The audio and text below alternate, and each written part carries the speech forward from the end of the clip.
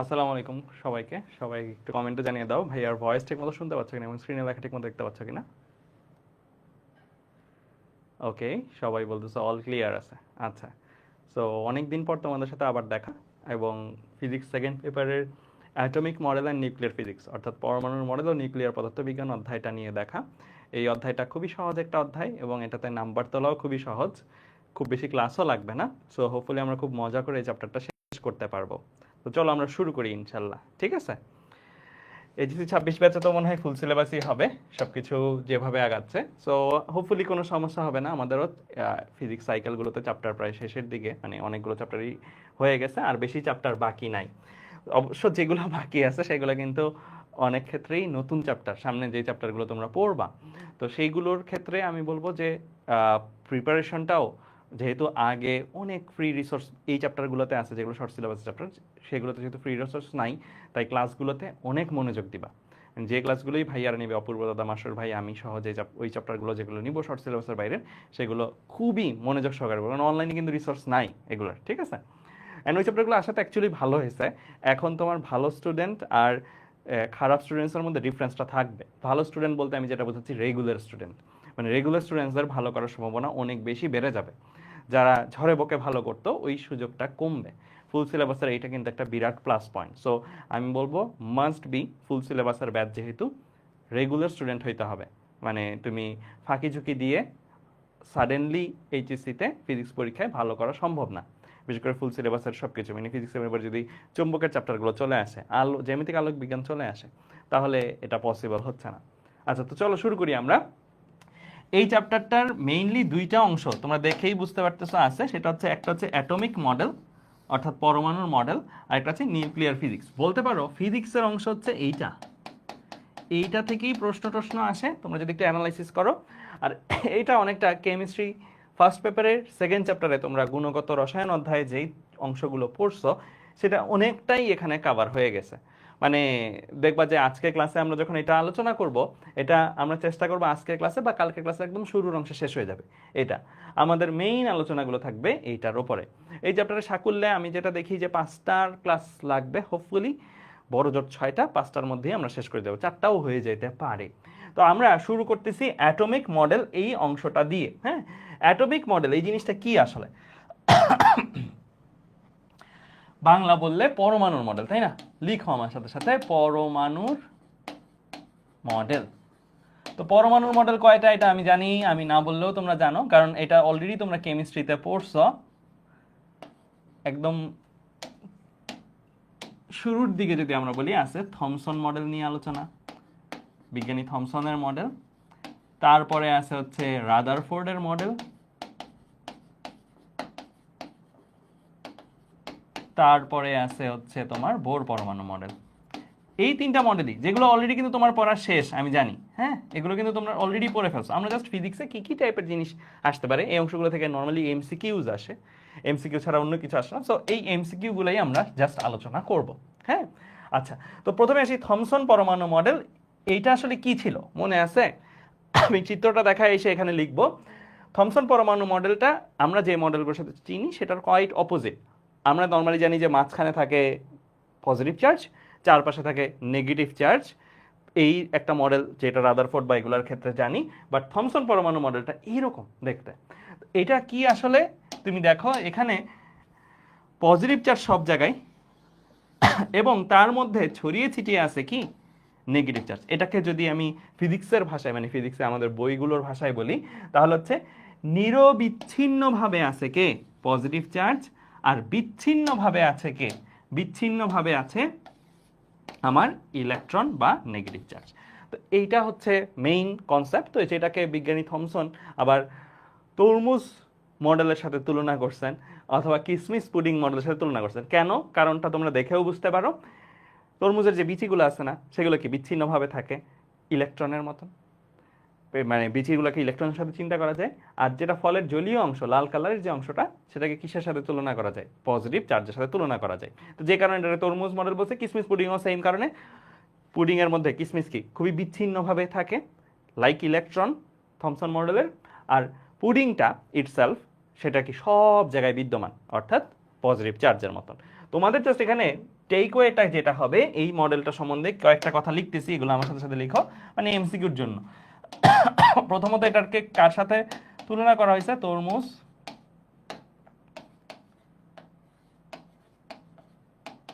কিসমিস পুডিং, আমি পুরোটা লিখলাম না, এইটার সাথে তুলনা করা হয়েছে, এইটা হচ্ছে তোমার জানতে হবে। দ্বিতীয়ত জানতে হবে হচ্ছে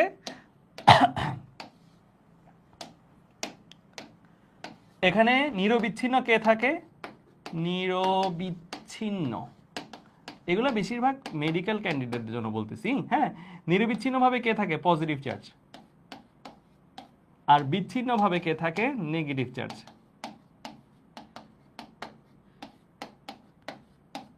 এবং আরেকটা জিনিস, এটার রেডিয়াস, মানে এই যে সে যে পরমাণুর মডেলটা প্রস্তাব করছে বিজ্ঞানী থমসন, এটা রেডিয়াসটা কত? এটা রেডিয়াস হচ্ছে 10 to the power minus 10 metre. 10 to the power minus 10 metre. তো এই পরমাণুর মডেল যেহেতু পড়তেছি, সো পরমাণুর সাইজ, কিভাবে ইলেকট্রন, নিউট্রন, প্রোটনগুলো সবগুলো অর্গানাইজ, সেই জিনিসগুলো আসলে পড়তেছি, সো সাইজটাও মনে রাখবা। তো এইগুলো হচ্ছে তোমার কি এমসিকিউর জন্য প্রয়োজনীয় জিনিস, ঠিক আছে? আচ্ছা, এবার সেই রাদারফোর্ড মডেল, এইটা থেকে পরবর্তীতে আমরা রাদারফোর্ড মডেল পাই। রাদারফোর্ড মডেলটার মধ্যে বলা কি আছে যে এটা হচ্ছে সৌরজগৎ মডেলও বলা হয়। অর্থাৎ আমাদের সূর্যের চারপাশে যে গ্রহ উপগ্রহগুলো আছে, এই গ্রহ উপগ্রহগুলো যেভাবে আবর্তন করতেছে সূর্যকে কেন্দ্র করে, পরমাণুটাও এরকম পজিটিভ চার্জকে কেন্দ্র করে এই জিনিসগুলো আবর্তন করছে। এখন বলতে পারো এই জিনিসটা কি হাওয়া থেকে বলে দিচ্ছে বিজ্ঞানী রাদারফোর্ড? না, এটার পেছনে কি ছিল? একটা এক্সপেরিমেন্ট ছিল। গোল্ড ফয়েল নিয়ে একটা এক্সপেরিমেন্ট তিনি কন্ডাক্ট করছেন। এখানে আলফা পার্টিকেল, তিনি আলফা পার্টিকেল তিনি নিক্ষেপ করছেন, মানে আলফা পার্টিকেল এখান থেকে যাচ্ছে, মানে হিলিয়াম নিউক্লিয়াস আর কি। হ্যাঁ, তো তিনি যখন নিক্ষেপ করছেন তখন তিনি যে জিনিসটা দেখছেন, মেজরিটি, বেশিরভাগ আলফা কণা আসলে কি সোজা চলে গেছে, খুবই অল্প সংখ্যক আলফা কণা সোজা না যে একটু বাঁকায় গেছে, সামান্য বাঁকাইছে, মানে এটা হচ্ছে খুবই অল্প সংখ্যক। আর বলতে পারো লাখে একটা, মানে এতটাই অল্প সংখ্যক সরাসরি ইউ টার্ন করছে, অর্থাৎ কমপ্লিটলি রিভার্স ডিরেকশনে ব্যাক করছে। তো এইটা হচ্ছে এক্সপেরিমেন্টটা, যেখানে তিনি একটা স্বর্ণের পাত নিছেন, খুবই পাতলা স্বর্ণের পাত।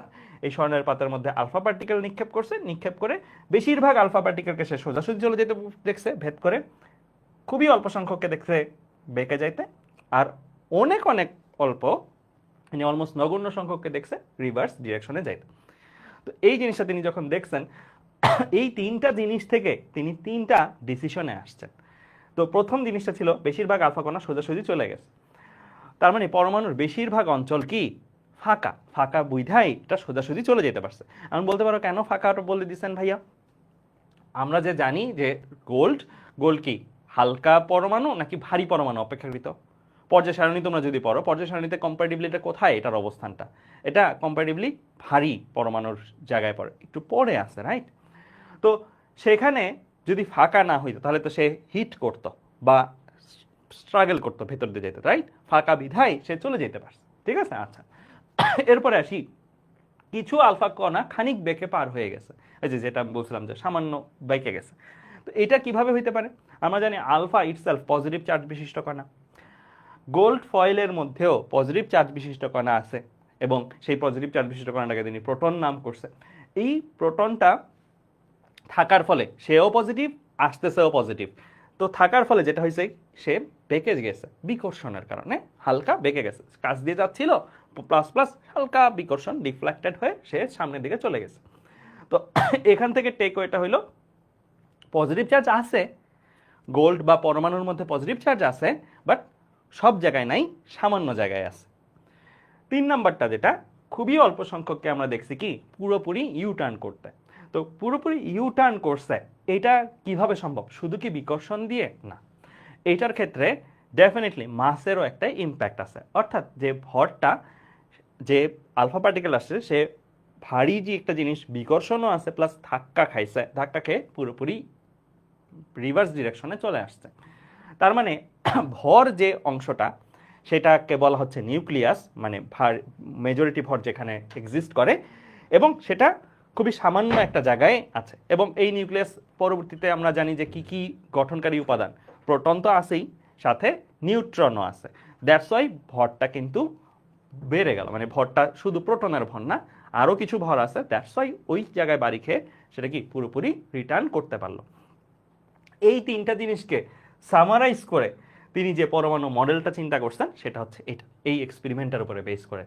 তো এখানে দেখো সবগুলো জিনিসই কিন্তু আসছে, সেটা কি বেশিরভাগ অংশ ফাঁকা রাখা হয়েছে, সামান্য একটা জায়গায় প্রোটন রাখা হয়েছে, এবং প্রোটনের মধ্যে ভর আছে অর্থাৎ নিউট্রনও আছে। যেহেতু পরমাণু অ্যাজ এ হোল চার্জগতভাবে কি নিউট্রাল, দ্যাটস ওয়াই এখানে যতটুকু পজিটিভ চার্জ আছে দ্যাট মিনস চারপাশেও তত সংখ্যক ইলেকট্রন তাকে কি করতেছে, আবর্তন করতেছে। তো এই ইলেকট্রনের যে আবর্তন পরমাণুকে কেন্দ্র করে, নিউক্লিয়াসকে কেন্দ্র করে, এইটাই আসলে তিনি তুলনা করতে পারছেন যে আচ্ছা এটা তো তাহলে সূর্যের মতন, এটা অন্যান্য গ্রহের মতন, তার মানে সূর্যের চারপাশে যেভাবে অন্যান্য গ্রহ আবর্তন করতেছে ঠিক সেইভাবে পরমাণুর চারপাশে, পরমাণু নিউক্লিয়াসের চারপাশে অন্যান্য ইলেকট্রনগুলো আবর্তন করতেছে।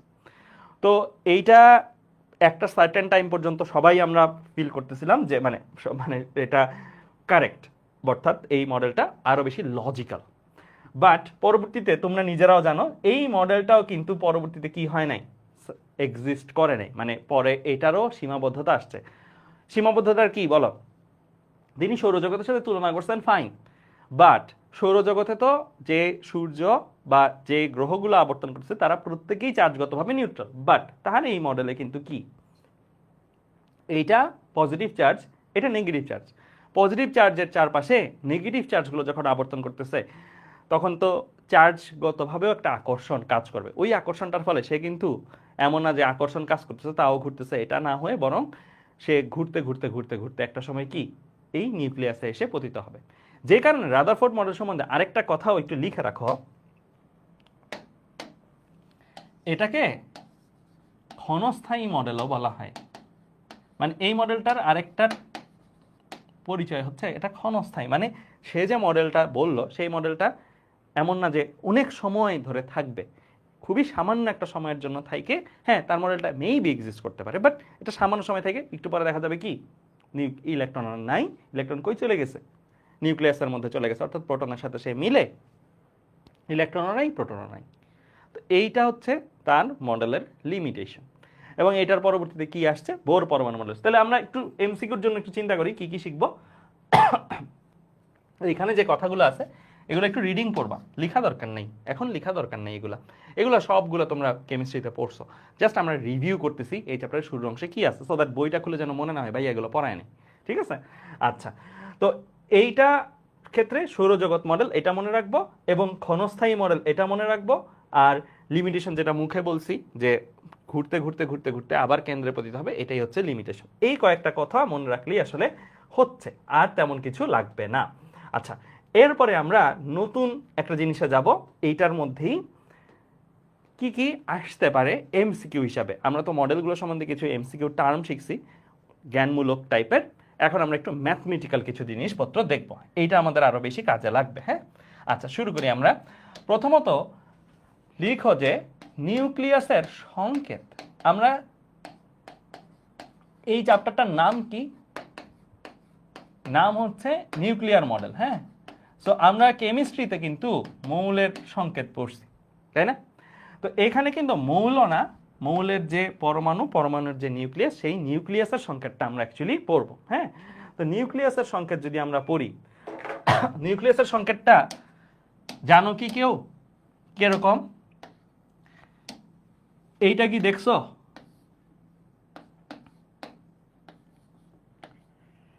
এই পাশে লিখি, সরি, এইটা কি দেখছো তোমরা? এই লেখাটা কোথাও দেখার কথা কেমিস্ট্রিতে, বাট কেমিস্ট্রিতে যেটা দেখছো এটার সাথে একটু ডিফারেন্স আছে। কেমিস্ট্রিতে এখানে তোমরা একটা প্লাস মাইনাস জিনিসপত্র দেখতা, অর্থাৎ আয়ন, আয়নের সংকেত হয়ে যেত তখন, মানে আমি যদি এটা দিই তাহলে আয়নের সংকেত হয়ে যেত। তো আমরা কিসের সংকেত করছি? নিউক্লিয়াসের সংকেত। তো আমার এই জিনিসটা থাকবে না, এই জিনিসটা থাকবে না, শুধু এই টার্মগুলোই থাকবে। হ্যাঁ, ভালো দিক হইলো কেমিস্ট্রিতে আমরা যেটা পড়ছি পরিচয়গুলো ওইগুলাই। এ কি ছিল মনে আছে? এক্স কি ছিল? এক্স প্রথমত হচ্ছে মৌলের প্রতীক, যেই মৌলের নিউক্লিয়াস নিয়ে আমরা কথা বলতেছি সেই মৌলের প্রতীক। হ্যাঁ, এ কি ছিল? এ হচ্ছে ভর সংখ্যা। জেড কি? জেড হচ্ছে পারমাণবিক সংখ্যা। তো ভর সংখ্যাকে এ দিয়ে প্রকাশ করলাম, ঠিক আছে। এই ভর সংখ্যার ভেতরেও আসলে জেডটা আছে। এই ভর সংখ্যাটাকে যদি আলাদাভাবে লিখি, ভর সংখ্যাকে আমরা চাইলে জেড প্লাস এন এইভাবেও লিখতে পারি। ভর সংখ্যা is equal to Z. Z means হচ্ছে পারমাণবিক সংখ্যা। পারমাণবিক সংখ্যা আসলে কি? পারমাণবিক সংখ্যা আসলে প্রোটন সংখ্যাটা, শুধু প্রোটন নাম্বারটা।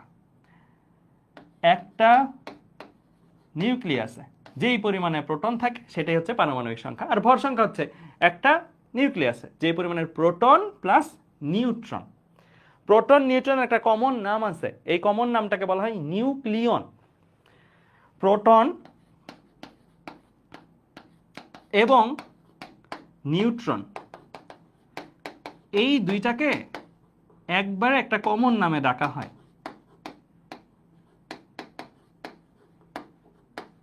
নিউক্লিয়ন।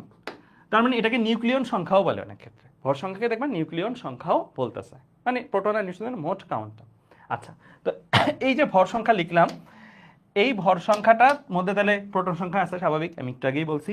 সাথে আর একটা জিনিস আছে, সাথে আর একটা জিনিস কি? এন। এনটা কি? নিউট্রন সংখ্যাটা, নিউট্রন সংখ্যাটা। কেমন? ওকে, তাহলে এই হচ্ছে আমার কি একটা নিউক্লিয়াসের সংকেত। আমরা যেন একটা নিউক্লিয়াসকে দেখেই চিনে ফেলতে পারি কি হচ্ছে না হচ্ছে, কি আছে না আছে। আমি যদি একটা এক্সাম্পল দিই, সোডিয়াম নিউক্লিয়াসটা আমি লিখতেছি, সোডিয়াম 2311। আচ্ছা, এই যে সোডিয়ামটা লিখলাম, এই সোডিয়ামটার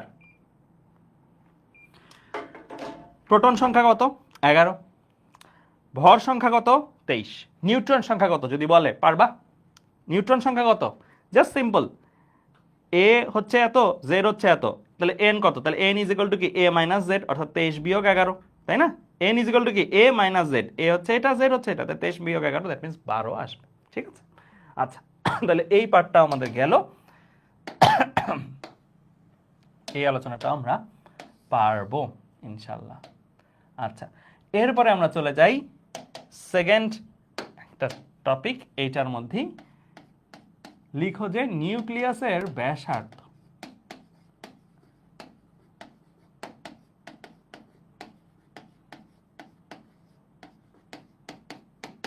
আচ্ছা, নিউক্লিয়াসের ব্যাসার্ধ। তো নিউক্লিয়াসের ব্যাসার্ধটার একটা সূত্র আছে, সূত্রটা আগে লিখি আমরা। যে কোনো একটা নিউক্লিয়াসের ব্যাসার্ধ তুমি বের করে ফেলতে পারবা, যদি তার ভর সংখ্যা জানো। একটা নিউক্লিয়াসের ভর সংখ্যা জানলেই তার ব্যাসার্ধটা বের করে ফেলা যাবে। R is equal to R naught, তারপরে একটা দাগ দিয়ে এ। হ্যাঁ, ঘনমূল, এটা শুধু বর্গমূল না, এটা হচ্ছে ঘনমূল, মানে কিউবিক রুট। যে কোনো নিউক্লিয়াসের ব্যাসার্ধ যদি আর হয়, এইটা is equal to R naught ঘনমূল অফ এ। এ কি সেটা একটু আগেই বলছি, এ হচ্ছে আমার যেই নিউক্লিয়াসটা নিয়ে কাজ করছে সেই নিউক্লিয়াসের ভর সংখ্যা। তাহলে আর নটটা কি? আর নট বেসিক্যালি ভাই একটা ধ্রুব রাশি, একটা ধ্রুবক। এটার ভ্যালু আছে, ধ্রুবক যেহেতু একটা ভ্যালু আছে, এটার ভ্যালু হচ্ছে 1.2 into 10 to the power minus 15 metre থেকে 1.5 into 10 to the power minus 15 metre পর্যন্ত। তো এটার ভ্যালুটা হচ্ছে 1.2 into 10 to the power minus 15 থেকে 1.5 into 10 to the power minus 15। এটাকে 10 to the power minus 15 is equal to কি? ফেমটো বলা যায় না, মানে 10 to the power minus 15 metre আসলে কত? ফেমটোমিটারও বলা যায়। অর্থাৎ তুমি এইরকম ভাবে বলতে পারবা 1.2 এফএম থেকে 1.5 এফএম। এখন প্রশ্ন হইল, ভাইয়া ধ্রুবক বললেন, মান আছে একটা বললেন, বাট মানটা তো ভ্যারি, মানে অনেক, মানে একটা রেঞ্জ আসলে। তো আমি কোনটা ইউজ করব পরীক্ষা হলে? তুমি যদি বইগুলা ঘাটো, বইগুলা ঘাটলে তুমি, আমি দেখছিলাম যে এটা বেশিরভাগ জায়গায় 1.2 ইউজ করে, বাট আবার অ্যাডমিশনের সেগমেন্টে আমি যেটা বেশিরভাগ দেখছি 1.4 ইউজ করে। তো এখন এখানে সমস্যা নেই, তুমি যদি 1.2 ইউজ করো, 1.4 ইউজ করো, সমস্যা নেই। তুমি ম্যাথ করার সময় যেটা করবা, পাশে ব্র্যাকেটে লিখে দিবা ধরি R0 is equal two 1.4 FM বা 1.2 FM, যেটাই করো সেটা মেনশন করে দিবা, দ্যাটস ইট। মেনশন যদি করে দাও তাহলে আর কোনো ভুল ইনশাল্লাহ হবে না, ঠিক আছে? আচ্ছা, তাহলে আমরা এই পর্যন্ত দেখলাম, হ্যাঁ? তাহলে এই হচ্ছে সূত্র। তো এই সূত্রের আলোকে চলো আমরা একটা ছোট্ট ম্যাথ করে ফেলি। এটা ম্যাথ বলা যায় না, এটা জাস্ট প্র্যাকটিস এক্সাম্পল। আমরা কি দেখতে পাচ্ছি, এটা ইউরেনিয়াম নিউক্লিয়াসের সংকেত, হ্যাঁ? 238 ইউরেনিয়াম 92। নিউক্লিয়াসের ব্যাসার্ধ নির্ণয় করতে বলছে আমাদেরকে। তো আমি যদি ব্যাসার্ধর সূত্রটা লিখি, R is equal to R0 ঘনমূল অফ এ, ঠিক আছে? তাহলে R0 এর ভ্যালু আমি বসাবো, ধরো লেটস সে 1.4 বসাইলাম, যেটাই বসাও কোনো সমস্যা নাই, যেটাই বসাও কোনো সমস্যা নাই, সাইডে লিখে দিবা আর কি, হ্যাঁ? সাইডে এখানে লিখে দিবা ধরি R0 is equal to 1.4 into 10 to the power minus 15 metre বা ফেমটোমিটার, যেটাই করো, ঠিক আছে? আচ্ছা, এবার সেই ঘনমূল অফ কত দিব, 238, তাহলে 238 আমার চলে আসবে। বাই দ্য ওয়ে, এই চ্যাপ্টারটা যে পড়াচ্ছি, এই চ্যাপ্টারটা মানে এখনই পড়ানো হচ্ছে, মানে কোইন্সিডেন্টালি, বাট তোমরা হয়তো দেখছো যে নিউক্লিয়ার জিনিস বা নিউক্লিয়ার ইঞ্জিনিয়ারিং বা নিউক্লিয়ার ওয়েপন্স, এইগুলার আসলে ইম্প্যাক্টটা কি গ্লোবালি অলরেডি দেখতেছো। ইরান, ইসরায়েল, ইউএস যে দ্বন্দ্বগুলা, সবগুলো কিন্তু এই নিউক্লিয়ার ওয়েপনের উপরে বেস করে, মানে ইরান নিউক্লিয়ার ওয়েপন বানাচ্ছে, সেটাতে সমস্যা হচ্ছে তাদের। সো এই হচ্ছে সিনারিও, মানে তুমি বুঝতে পারতেছো যে এই জিনিসগুলা কি পরিমাণের মানে ইম্প্যাক্টফুল, মানে ওপেনহাইমার সিনেমাটাও হয়তো দেখছো। সো এই জিনিসগুলো আসলে আমরা পড়তেছি, মানে আমাদের মধ্য থেকে আসলে আমরা যে একটা কিছু বানাবো, ওই জিনিসটা আসলে কাইন্ড অফ বানাইতে চাওয়াটাও একটা ক্রাইম, এরকম একটা বিষয় আর কি এই জিনিসগুলা। যাক, আমি অফ টপিক একটা কথা বললাম। তো এখন আমরা চলো এই জিনিসটা একটু ম্যাথটা করি, দেখো কি হয়। 1.4 into 10 to the power minus 15 ঘনমূল of 238, 8.67 into 10 to the power 676 into 10 to the power minus 15 আসছে। দেখো তো মিলছে কিনা তোমাদের সাথে আমার, মিলছে?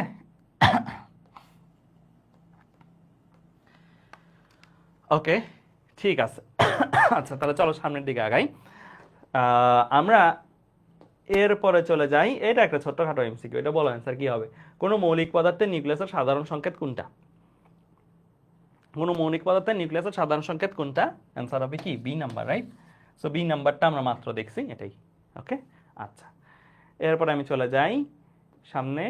রাদারফোর্ড মডেলের সীমাবদ্ধতা বলে বলছি, এগুলো স্লাইডে থাকবে, এগুলো কোনোটাই তোলা লাগবে না, এগুলো জাস্ট তোমরা রিডিং করে যাওয়া। এগুলা ফিজিক্সে আসার কথা না, ফিজিক্সে আসলে একটা এমসিকিউ হিসাবে আসতে পারে, অথবা বড় জোর একটা অনুধাবন হিসাবে আসতে পারে। বাট কেমিস্ট্রিতে তোমরা যেই ডেপথে পড়ছো, ওইটা ফিজিক্সে না পড়লেও জাস্ট চোখ বুলাইলেও হবে, ঠিক আছে? এটা আমি বলছি অলরেডি, হ্যাঁ, যে বা এইটা আস্তে আস্তে যে এখানে মিশে যাবে অ্যান্ড এই মডেলটার বিলুপ্তি ঘটবে। আচ্ছা, এরপরে আমাদের থার্ড যে মডেলটা, সেটা হলো বোর পরমাণু মডেল।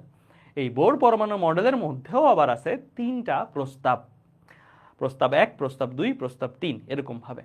তো এই তিনটা প্রস্তাব আমরা পড়বো এবং এগুলো নিয়ে ম্যাথ আসে, ফিজিক্সেও টুকটাক ম্যাথ আসে, বাট কখনো আমি দেখি নাই প্রয়োগ উচ্চতর দক্ষতাতে আসছে, এমসিকিউ টাইপের জায়গায় আসে। আচ্ছা, প্রথম প্রস্তাবটা হচ্ছে শক্তি স্তর সম্পর্কিত প্রস্তাব। এগুলো লেখা লাগবে না, আমি যতটুকু লেখার ততটুকু, আমি যেগুলো লিখতেছি সেগুলোই জাস্ট লিখবা। বোর্ডে যেগুলো আছে মানে টাইপ করা, ওইগুলো লেখা লাগবে না, লিখতে হলে আমি বলবো। ইলেকট্রনগুলো কোনো কক্ষপথে থাকাকালীন কোনো নির্দিষ্ট মানের কম শক্তি শোষণ বা বিকিরণ করবে না। তার মডেলটা রাদারফোর্ড মডেলের মতনই, হ্যাঁ, নিউক্লিয়াস মাঝখানে আছে, ইলেকট্রন চারপাশে আবর্তন করছে, বাট সে একটা পয়েন্ট এডিশনালি অ্যাড করলো, সেটা কি কোনো নির্দিষ্ট মানের কম শক্তি বা বেশি শক্তি, বেশিও বলা যায়, কোনো নির্দিষ্ট মানের শক্তি কম বা বেশি শক্তি তারা শোষণ বা বিকিরণ কোনোটাই করবে না।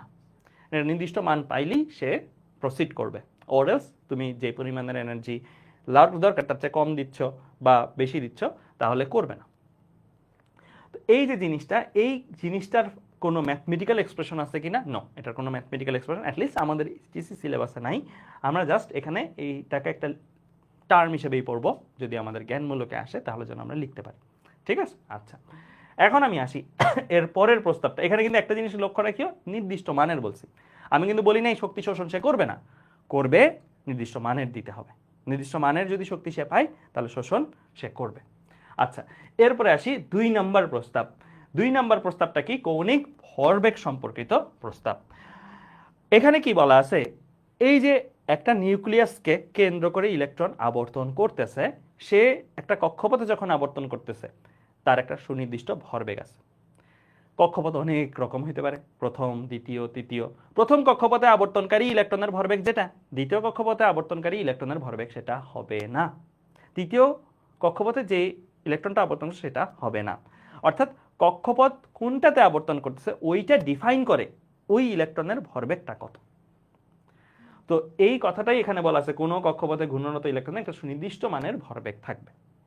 তাহলে জিনিসটা কি দাঁড়াইলো? আমরা জানি কৌণিক ভরবেগকে তোমরা ফিজিক্সে পড়ছো, ফিজিক্সে চ্যাপ্টার 4 নিউটনীয় বলবিদ্যা অধ্যায় তোমাদেরকে পড়ানো হয়েছে কৌণিক ভরবেগকে কি দিয়ে প্রকাশ করি আমরা? অ্যাঙ্গুলার মোমেন্টাম এল দ্বারা। তো এল কার সাথে রিলেটেড? এন এর সাথে রিলেটেড, এটাই বলা আছে। তো আমরা অলরেডি ফিজিক্স থেকে, এটা কিন্তু এখন যা লিখতেছি পিওর ফিজিক্স, এটা কিন্তু কেমিস্ট্রি না, হ্যাঁ, ফিজিক্স থেকে অলরেডি আমরা L is equal to I omega পড়ছি সবাই। জড়তার ভ্রামক কিন্তু কৌণিক বেগ, আই ইজ ইকুয়াল টু কি এম আর স্কোয়ার, পড়ছি না? পড়ছি। ওমেগা ইজ ইকুয়াল টু কি? V equal to omega R হইলে omega is equal to V by R. তাহলে এই জিনিসগুলো আমরা পড়ছি। এখন আর স্কোয়ার আর আর কাটাকাটি গেলে কি এখানে একটা আর থাকবে, তাহলে জিনিসটা কি দাঁড়ায়? L is equal to M V R. এইটা কিন্তু বিজ্ঞানী বোর বলে নাই, এটা বিজ্ঞানী বোর বলছে, এটা বিজ্ঞানী বোর বলে নাই, এটা নিউটনিয়ান মেকানিক্সে আমরা অলরেডি পড়ছি। L is equal to M V R. অনেকে প্যাস না, আমি মাঝে মাঝে কিছু পরীক্ষার খাতা দেখছি এরকমও আসতো যে বোর পরমাণু model L is equal to M V R. ভাই L equal to M V R Bohr বলে নাই। সো জিনিসটা কি তাহলে? বোর কি বলছে? বোর বলছে এল এর সাথে এন এর রিলেশনশিপটা, এবং সেই রিলেশনশিপটা কি? সেই রিলেশনশিপটা সে বলছে প্রপোর্শন, মানে নির্ভর করে এল এর এন এর একটা মানের জন্য এল এর একটা সুনির্দিষ্ট মান তৈরি হয়, এবং এটা প্রপোর্শনাল। এইটাকে পরবর্তীতে যখন আমরা সমান সমান দিই তাহলে এন এইচ বাই 2 পাই, অর্থাৎ একটা ধ্রুবক আসছে, এই ধ্রুবকটা কি? এইচ বাই 2 পাই। ঠিক আছে? এইটা হচ্ছে বিজ্ঞানী বোরের কথা, মানে দ্বিতীয় প্রস্তাবে যেটা আসছে। তাহলে L is equal to M V R is equal to N H by 2 pi. এইগুলো, এটা হচ্ছে আমাদের নিউটনিয়ান মেকানিক্স থেকে, আর এইটা হচ্ছে, এই জিনিসটা হচ্ছে আমার কি? এই বোরের এই জায়গা থেকে। সো এইটা ইম্পর্টেন্ট, এইটা কি মেনশন করতে হবে। ঠিক আছে?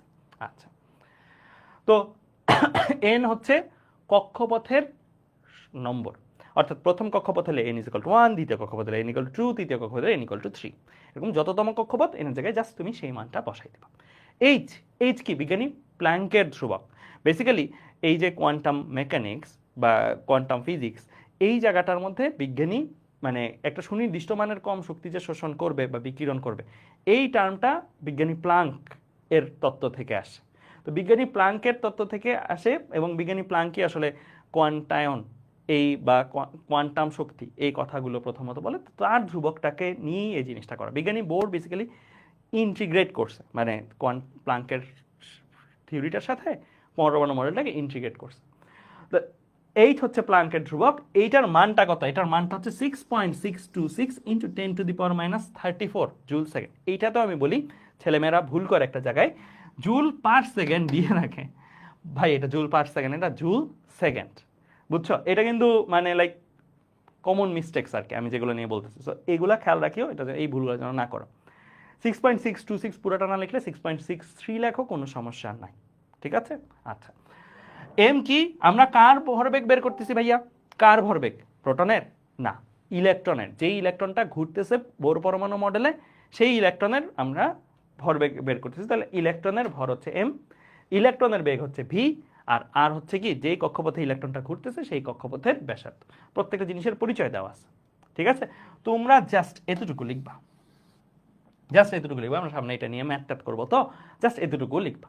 একটু লিখা হলে ভাইয়াকে ডি লিখিও, ডান এর প্রথম ইয়েটা। ভাই সাইকেল ওয়াইজ বইগুলো অনেক ভালো লাগছে। আমাদের ব্যাচের টেস্টের আগে বাকি বইগুলো নিয়ে আসার ট্রাই করেন প্লিজ। আচ্ছা, আমরা চেষ্টা করবো, বাট আমি বলবো যে তোমাদের যেহেতু অনেকটা সময় চলে গেছে, 27 ব্যাচের জন্য আমরা যে বইগুলো বের করছি ওইটার একটা কম্প্যাক্ট ভার্সন বই কিন্তু আমরা বের করতেছি 26 ব্যাচের জন্য স্পেশালি।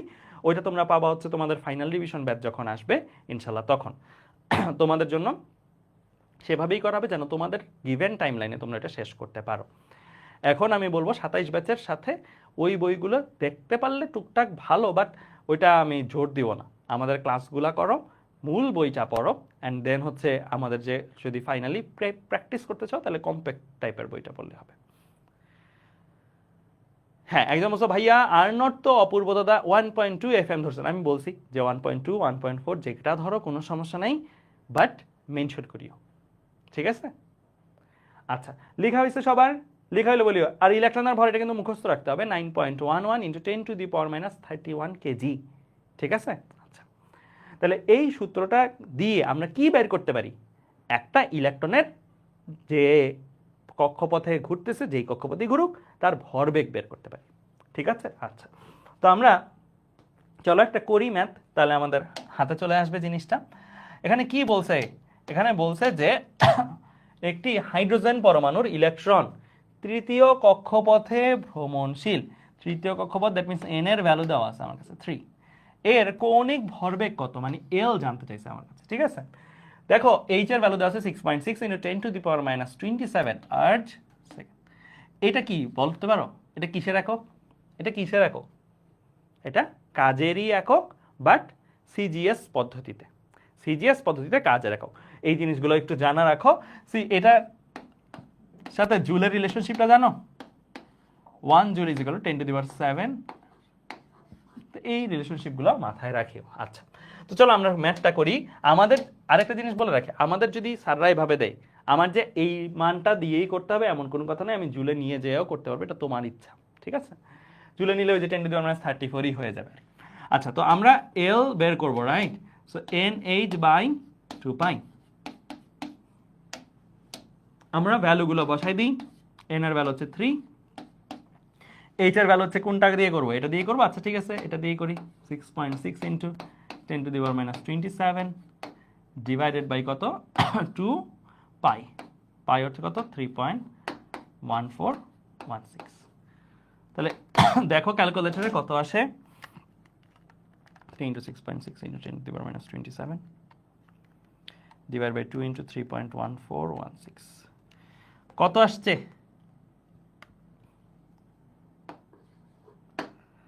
3.15 × 10⁻27 আসছে কিনা?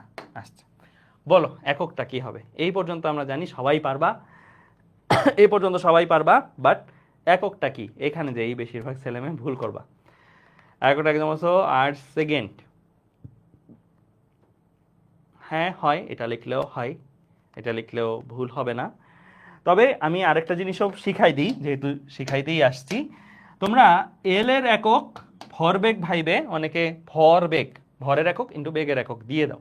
মানে অনেকেই এটাকে ভরের একক মেবি সিজিএস পদ্ধতি তো গ্রাম, আর বেগের একক হচ্ছে গ্রাম পার এই সেন্টিমিটার পার সেকেন্ড, গ্রাম সেন্টিমিটার পার সেকেন্ড যদি দিয়ে দাও ভুল হবে, কিন্তু মানে ভুল হবে।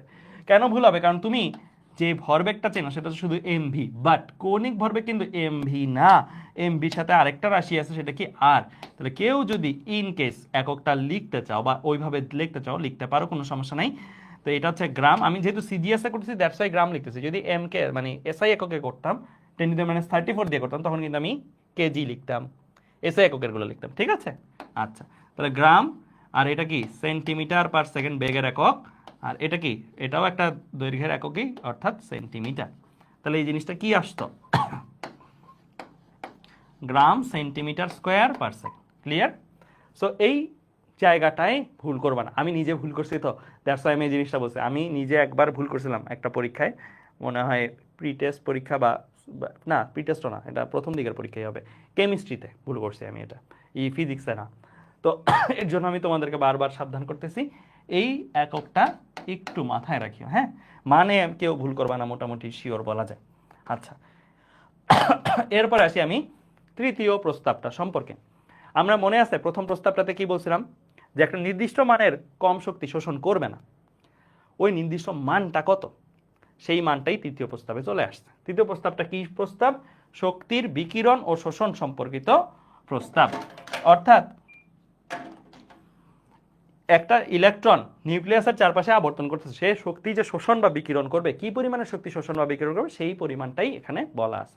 এটি একটু ভালো বোঝার জিনিস আছে, একটু মনোযোগ দাও এই জায়গাটাতে স্পেশালি। তো ইলেকট্রন ফার্স্ট অফ অল মানে একদম ধারাবাহিকভাবে দেখো, ইলেকট্রন যদি শক্তি শোষণ করে কি হবে এটা আগে বোঝো। যদি একটা ইলেকট্রন শক্তি শোষণ করে তাহলে কি হবে? তাহলে সে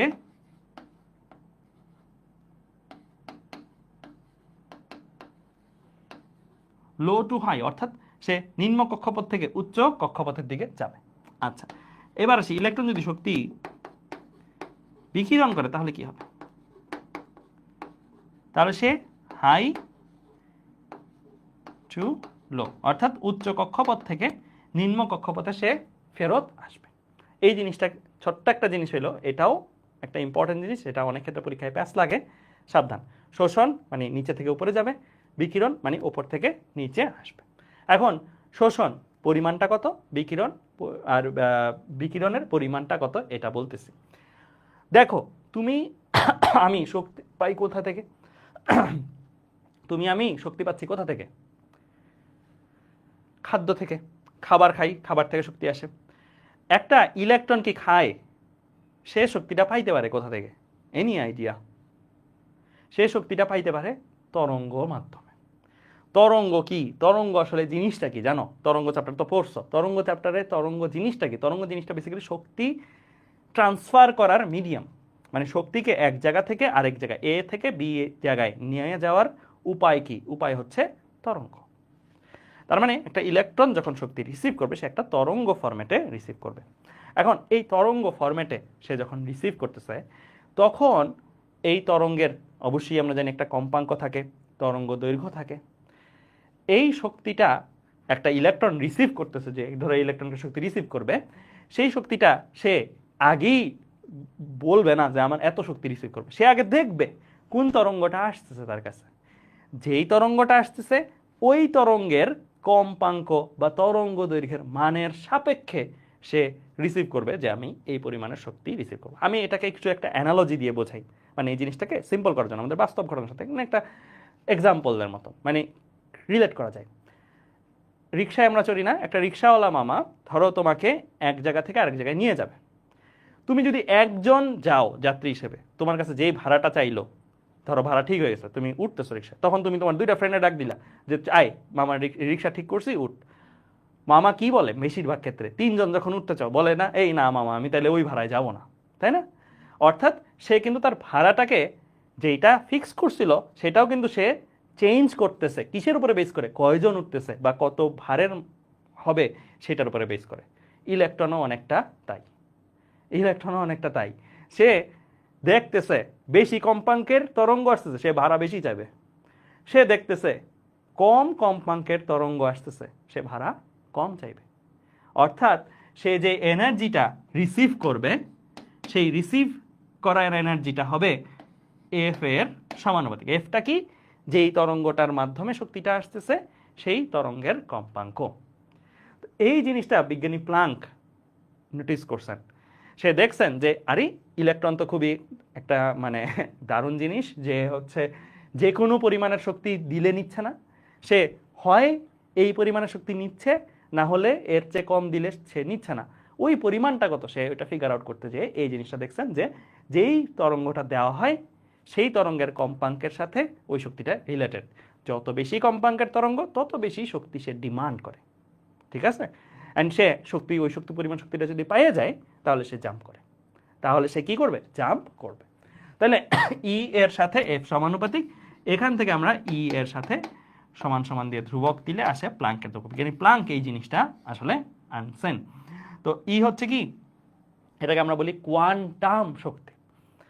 তো কোয়ান্টামকে কেন কোয়ান্টাম বলি এই জিনিসটা কি জানি আমরা? কোয়ান্টামকে কেন কোয়ান্টাম বলি তো এই জিনিসটাও আমি একটু ছোট্ট করে বুঝাই দিই। মানে কন্টিনিউয়াস আর কোয়ান্টায়ন এই দুইটা আসলে ইংলিশ শব্দ, ইংরেজি শব্দ। কন্টিনিউয়াস তো বোঝোই, টানা এক নাগারে। যেমন আমি যদি একটু দেখাই, ধরো তুমি এই জায়গা থেকে এই জায়গায় উঠবা, এখন এই জায়গা থেকে এই জায়গায় উঠার জন্য তুমি কি করতে পারো, তুমি একটা মই নিতে পারো, মই না মানে একটা ঢাল করতে পারো, এখানে হাইটে উঠতে পারো, অথবা ধরো সাপোজ এখানে একটা সিঁড়ি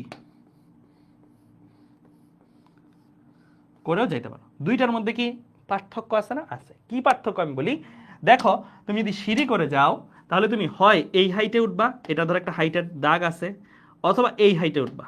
আমি যদি বোঝার সুবিধার্থে মানগুলো দিই 2 4, মানে এটা 2 মিটার হাইট, 4 মিটার হাইট, এটা ধরো 6 মিটার হাইট। তাহলে তুমি কিন্তু সিঁড়ি দিয়ে উঠলে হয় 2 মিটারে পা রাখতে পারবা, অথবা 4 মিটার, অথবা 6 মিটার। তোমাকে যদি বলি 2.5 মিটারে পা রাখো, সিঁড়ি আছে, ঢাল নাই, ঢাল নাই, শুধু সিঁড়ি আছে, তুমি কি 2.5-এ দাঁড়াইতে পারবা? পারবা না। তার মানে এইখানে ভ্যালুগুলো কি, সিঁড়ির ক্ষেত্রে ভ্যালুগুলো হচ্ছে বিচ্ছিন্ন ভ্যালু, অর্থাৎ কোয়ান্টাইজড ভ্যালু। বিচ্ছিন্ন ভ্যালু অর্থাৎ কোয়ান্টাইজড ভ্যালু, মানে একটার সাপেক্ষে একটা সিঁড়ি থেকে আরেকটা সিঁড়ি, একটা সিঁড়ি থেকে আরেকটা সিঁড়ি, আমি 2 এর গুণিতক আকারে যাচ্ছি। কারণ এটা 2 মানে সবসময় যে 2 হবে তা না, এটা আমি এমনও বলতে পারতাম যে প্রথমটা ধরো 1.5, পরেরটা 3, পরেরটা 4.5 হইতে পারতো না 1.5 করে করে, তখনও কিন্তু এটা কি কোয়ান্টাইজড ভ্যালু, অর্থাৎ বিচ্ছিন্ন ভ্যালু। আমি চাইলেই যে কোনো ভ্যালু নিতে পারতেছি না। অন দ্য আদার হ্যান্ড, আমি যদি ঢাল পাইতাম এখানে একটা, তাহলে কিন্তু আমি তুমি চাইলে তুমি তোমার যদি বলতাম 2.5-এ পা রাখো, 2.23-তে পা রাখো, 7.89-এ পা রাখো, যে কোনো জায়গায় পা রাখতে বললে তুমি পা রাখতে পারতা। অর্থাৎ এই ভ্যালুগুলো কি নিরবিচ্ছিন্ন ভ্যালু, কন্টিনিউয়াস ভ্যালু। দুইটার মধ্যে পার্থক্য বুঝছো? এইটা আর এটা, এটা হচ্ছে নিরবিচ্ছিন্ন, যে কোনো ভ্যালু ধরা যায়, পিক করা যায়। এটা কি বিচ্ছিন্ন, আমি হয় এটা পিক করব, অথবা এটা, অথবা এটা, মানে ভ্যালুটা হয় এটা বা এটা বা এটা বা এটা। তো এইটাই হচ্ছে আমার কি কোয়ান্টাইজড ভ্যালু। আমি আপাতত এখানে কোয়ান্টাম লিখলাম, মানে বোঝার জন্য। এইখানে তুমি যে ভ্যালুটা পাচ্ছ, মানে প্রতি ইউনিট ভ্যালু, এইটাকে তুমি কোয়ান্টাম, মানে আমাদের এখানে টার্ম যেটা কোয়ান্টাম শক্তি হিসাবে ডিফাইন বা রিকগনাইজ করানো হচ্ছে, যে কোয়ান্টাম শক্তি হচ্ছে সেই পরিমাণের শক্তি, সেই পরিমাণের মিনিমাম এনার্জি যেটা লাগবেই অ্যাটলিস্ট আমার একটা স্টেপ যাওয়ার জন্য, একটা শক্তি স্তর থেকে আরেকটা শক্তি স্তরে যাওয়ার জন্য। বুঝছো? এটাকে বোঝার আরেকটা উপায় হলো, এটা হচ্ছে মুরগির ডিম দেওয়া। মুরগি একটা ডিম দিতে পারে, 2টা ডিম দিতে পারে, 3টা ডিম, 2.5টা ডিম দিতে পারে, 2.2টা ডিম দিতে পারে না। আর এটাকে তুমি বুঝতে পারো লাইক ধরো কি পানি, মানে বাজার থেকে ডিম কেনার ক্ষেত্রে জিনিসটা যেরকম, এটা হচ্ছে বিচ্ছিন্নভাবে কিনতে হয়। বাজার থেকে নিরবিচ্ছিন্নভাবে ধরো চিনি কিনতে পারো, যদিও চিনি অ্যাকচুয়ালি কোয়ান্টাইজড, মানে খুবই সূক্ষ্মভাবে চিন্তা করলে চিনি কিনতে পারো। ধরো 1 পা চিনি দেন, আধা পা চিনি দেন, 200 গ্রাম চিনি দেন, 250 গ্রাম চিনি দেন, ঠিক আছে? বা খোলা তেল আছে না, খোলা তেল কিনে যেটা, সেটাও তুমি কন্টিনিউয়াস ভ্যালু চিন্তা করতে পারো, যে যে কোনো পরিমাণের তুমি কিনতে পারো। যদিও বিক্রি করে না মামারা, এটা আলাদা হিসাব, বাট কেনা সম্ভব ছিল। বাট ডিম তুমি কখনোই 2.5টা 3টা 3.2টা কিনতে পারতাম। তো এর জন্য আমরা এটাকে কি নাম দিচ্ছি? এটাকে নাম দিচ্ছি কোয়ান্টাম শক্তি, অর্থাৎ বিচ্ছিন্ন আকারে শক্তির ভ্যালুগুলো। হ্যাঁ, প্রথম কক্ষপথ থেকে দ্বিতীয় কক্ষপথে যাওয়ার জন্য একটা কোয়ান্টাম শক্তি, প্রথম কক্ষপথ থেকে তৃতীয় কক্ষপথে যাওয়ার জন্য আরেকটা কোয়ান্টাম শক্তি। বুঝছো? মানে ধাপগুলোর মতো সিঁড়ি চিন্তা করবা, এই ধাপ থেকে এই ধাপ যাওয়ার জন্য এক রকমের হাইট, এই ধাপ থেকে এই ধাপে যাওয়ার জন্য কিন্তু আরেক রকমের হাইট। বাট হইলে কি হবে, এগুলো কিন্তু বিচ্ছিন্ন আকারে, মানে আমি ইন বিটুইন অন্য ভ্যালু নিতে পারবো না। মানে ধরো প্রথম কোয়ান্টাম শক্তির মান 2 জুল, দ্বিতীয় কোয়ান্টাম শক্তির মান 5 জুল, আমি 2.5 জুল শক্তি দেওয়াটা পসিবল না। সে ইদার 2 জুল নিয়ে 0.5 নিবে না, অথবা সে নিবেই না, এরকম কিছু হইতে পারে, ঠিক আছে? বাট 2 দিলে সে এক জায়গা থেকে আরেক জায়গায় যাবে, 5 দিলে সে প্রথম থেকে তৃতীয়তে জাম্প করবে। ওকে, তাহলে কোয়ান্টাম শক্তি এই পরিমাণ শক্তি কি, সে শোষণ বা বিকিরণ করে। শোষণ করে কি, লো থেকে হাইতে যাওয়ার জন্য, আর বিকিরণ করে কি, হাই থেকে লোতে আসার জন্য। এখন আমি সিনারিওটা কেমন হয় সেটা একটু তোমাদেরকে বুঝাই।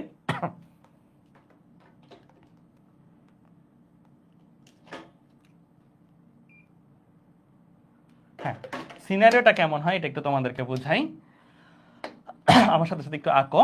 এটা হচ্ছে নিউক্লিয়াসটা, এটা হচ্ছে একটা কক্ষপথ, এটা হচ্ছে আরেকটা কক্ষপথ, এটা হচ্ছে আরেকটা কক্ষপথ। হ্যাঁ, এরকম ভাবে কক্ষপথগুলো আছে। ফাইন, ওকে। এখন এখান থেকে একটা ইলেকট্রন জাম্প করে এইদিকে যাবে, তাহলে এইটাকে আমরা আদি কক্ষপথ বলবো, এটাকে আমরা কি বলবো, আদি কক্ষপথ। আদি কক্ষপথের নাম্বারটাকে আমরা নর্মালি NI দিয়ে বলি, কেমিস্ট্রি বইগুলোতে দেখবা N1 দিয়ে বলছে, সো আমি NIটা বেশি প্রেফার করতেছি। আদিতে সে যে জায়গায় ছিল। হ্যাঁ, আমরা কি করলাম, সে কি খামাখা জাম করছে? নো, আমরা অবশ্যই তাকে কি একটা শক্তি সাপ্লাই করছি, এই শক্তিটা সে নিছে, নেওয়ার ফলে সে কি করছে, জাম করছে। তো এটা আদি।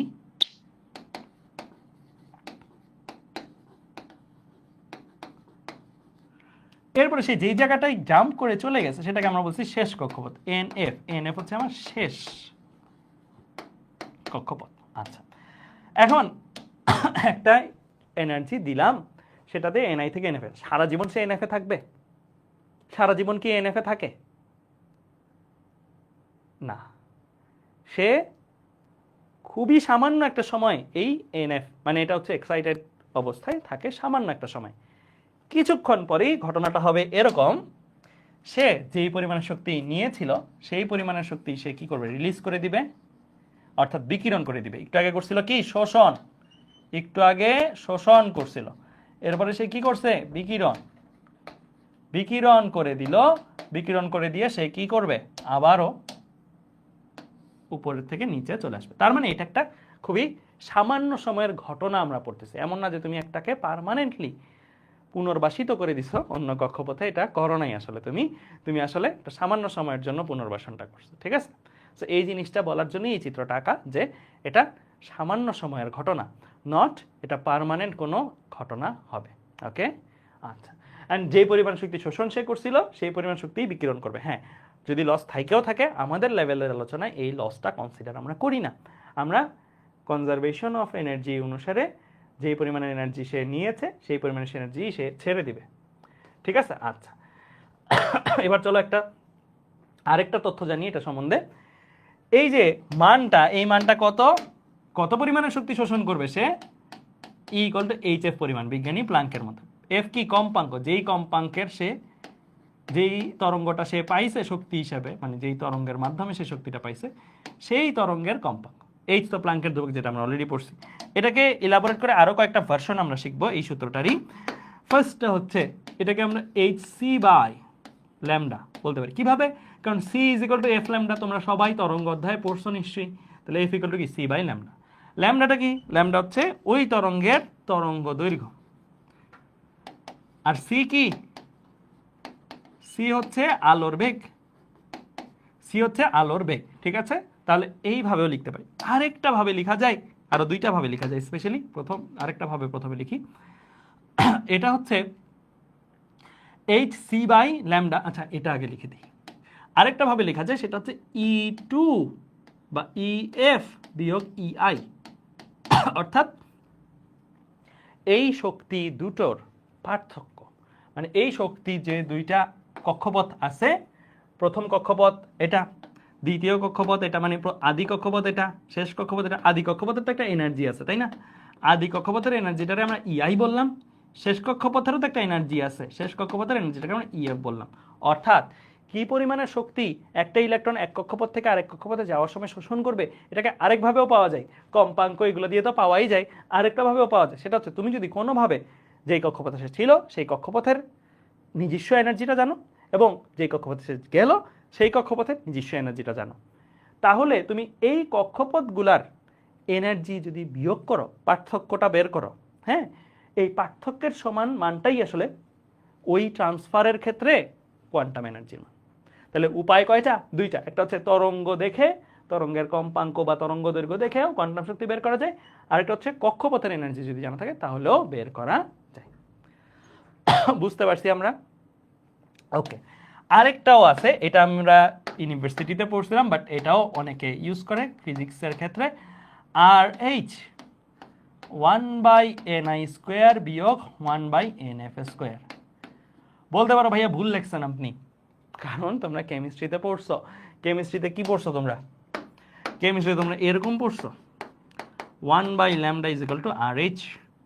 RH কি? Rydberg constant. 1/ni² বিয়োগ 1/nf²। এইটা আর এইটা দুইটার মধ্যে একটু পার্থক্য আছে। পার্থক্যটা হইল এই ধ্রুবকটা একটু RH প্রাইম দাও, মানে লেখার সুবিধার্থে। এইটা হচ্ছে রিডবার্গের কনস্ট্যান্ট, ঠিক আছে, বাট এটা হচ্ছে এনার্জি ফর্মুলায় রিডবার্গের কনস্ট্যান্ট, এনার্জি ফর্মুলায় রিডবার্গের কনস্ট্যান্ট। এটা হচ্ছে তরঙ্গ সংখ্যার ফর্মুলা। এই 1/λ-কে আবার তোমরা কেমিস্ট্রি যারা পড়ছো, এটা হচ্ছে কেমিস্ট্রি বাসীর জন্য বলতেছি, হ্যাঁ, এটা কেমিস্ট্রি বাসীর জন্য বলতেছি, এটা ফিজিক্স বাসীর লাগবে না, ফিজিক্স বাসীর এটা লাগবে একই। এমন না যে এটা দিয়ে এটা করা যায় না, এটা দিয়ে এটা করা যায়, দুইটা দিয়ে করা যায়। তো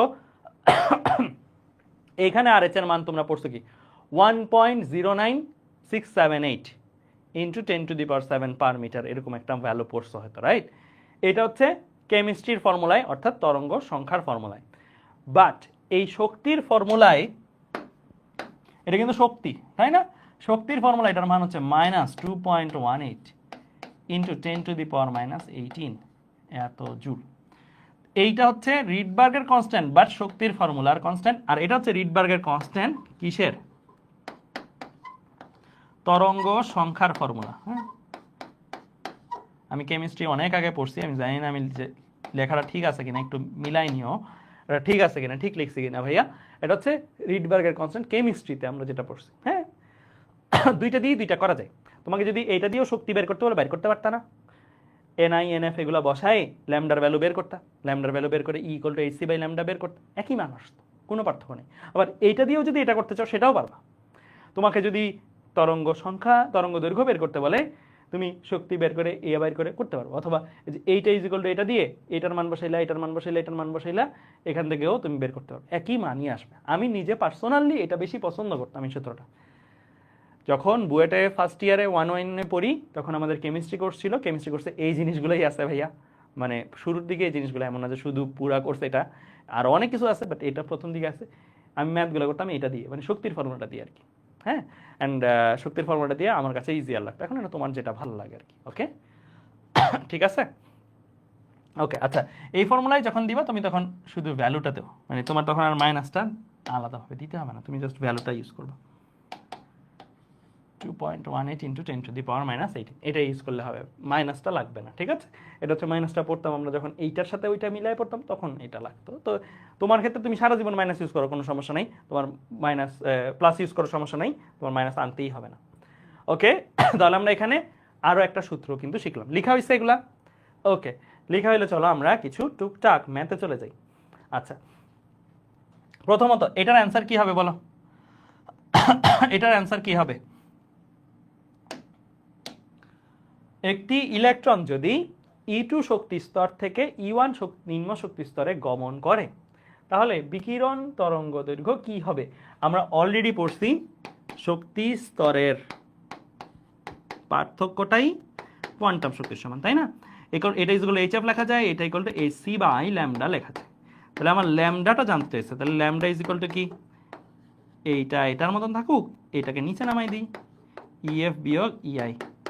তাহলে আমার জিনিসটা কি আসে? ঘ নাম্বার না অ্যান্সার? ঘ নাম্বার। আমরা তরঙ্গ দৈর্ঘ্য জানতে চাই, তাহলে তরঙ্গ দৈর্ঘ্য জাস্ট এটা। এটা কিন্তু ইউনিভার্সিটির বা বিভিন্ন জায়গায় অ্যাডমিশনে আসা জিনিস, ঠিক আছে? আচ্ছা, এরপরে আমরা আসি আরেকটা। ওকে, এইটা আমরা করি। এখানে দেখো, আচ্ছা, এটা করার আগে আরেকটা থিওরি পড়তে হবে, ছোট্ট একটা থিওরি পড়তে হবে, ছোট্ট একটা থিওরি আমরা লিখি। ওকে, সবাই একটু আমার সাথে সাথে লিখো একটা জিনিস।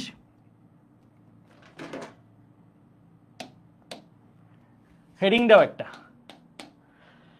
কক্ষপথের শক্তির কথা যেহেতু বললামই, কক্ষপথের শক্তির সূত্রটা একটু লিখে ফেলি। প্রথমে লেখো কক্ষপথের ব্যাসার্ধের একটা সূত্র, এরপরে কক্ষপথের শক্তির একটা সূত্র। এটা হচ্ছে যেই কক্ষপথে আবর্তন করতেছে সেই কক্ষপথের ব্যাসার্ধ এবং সেই কক্ষপথের শক্তির সূত্র। কেমন? আচ্ছা, তো কক্ষপথের ব্যাসার্ধের সূত্রটাতে আমরা প্রথমত আসি। লিখো, যে কোনো কক্ষপথের ব্যাসার্ধ আমরা আজকে থেকে বের করতে পারবো যদি এই সূত্রটা জানি।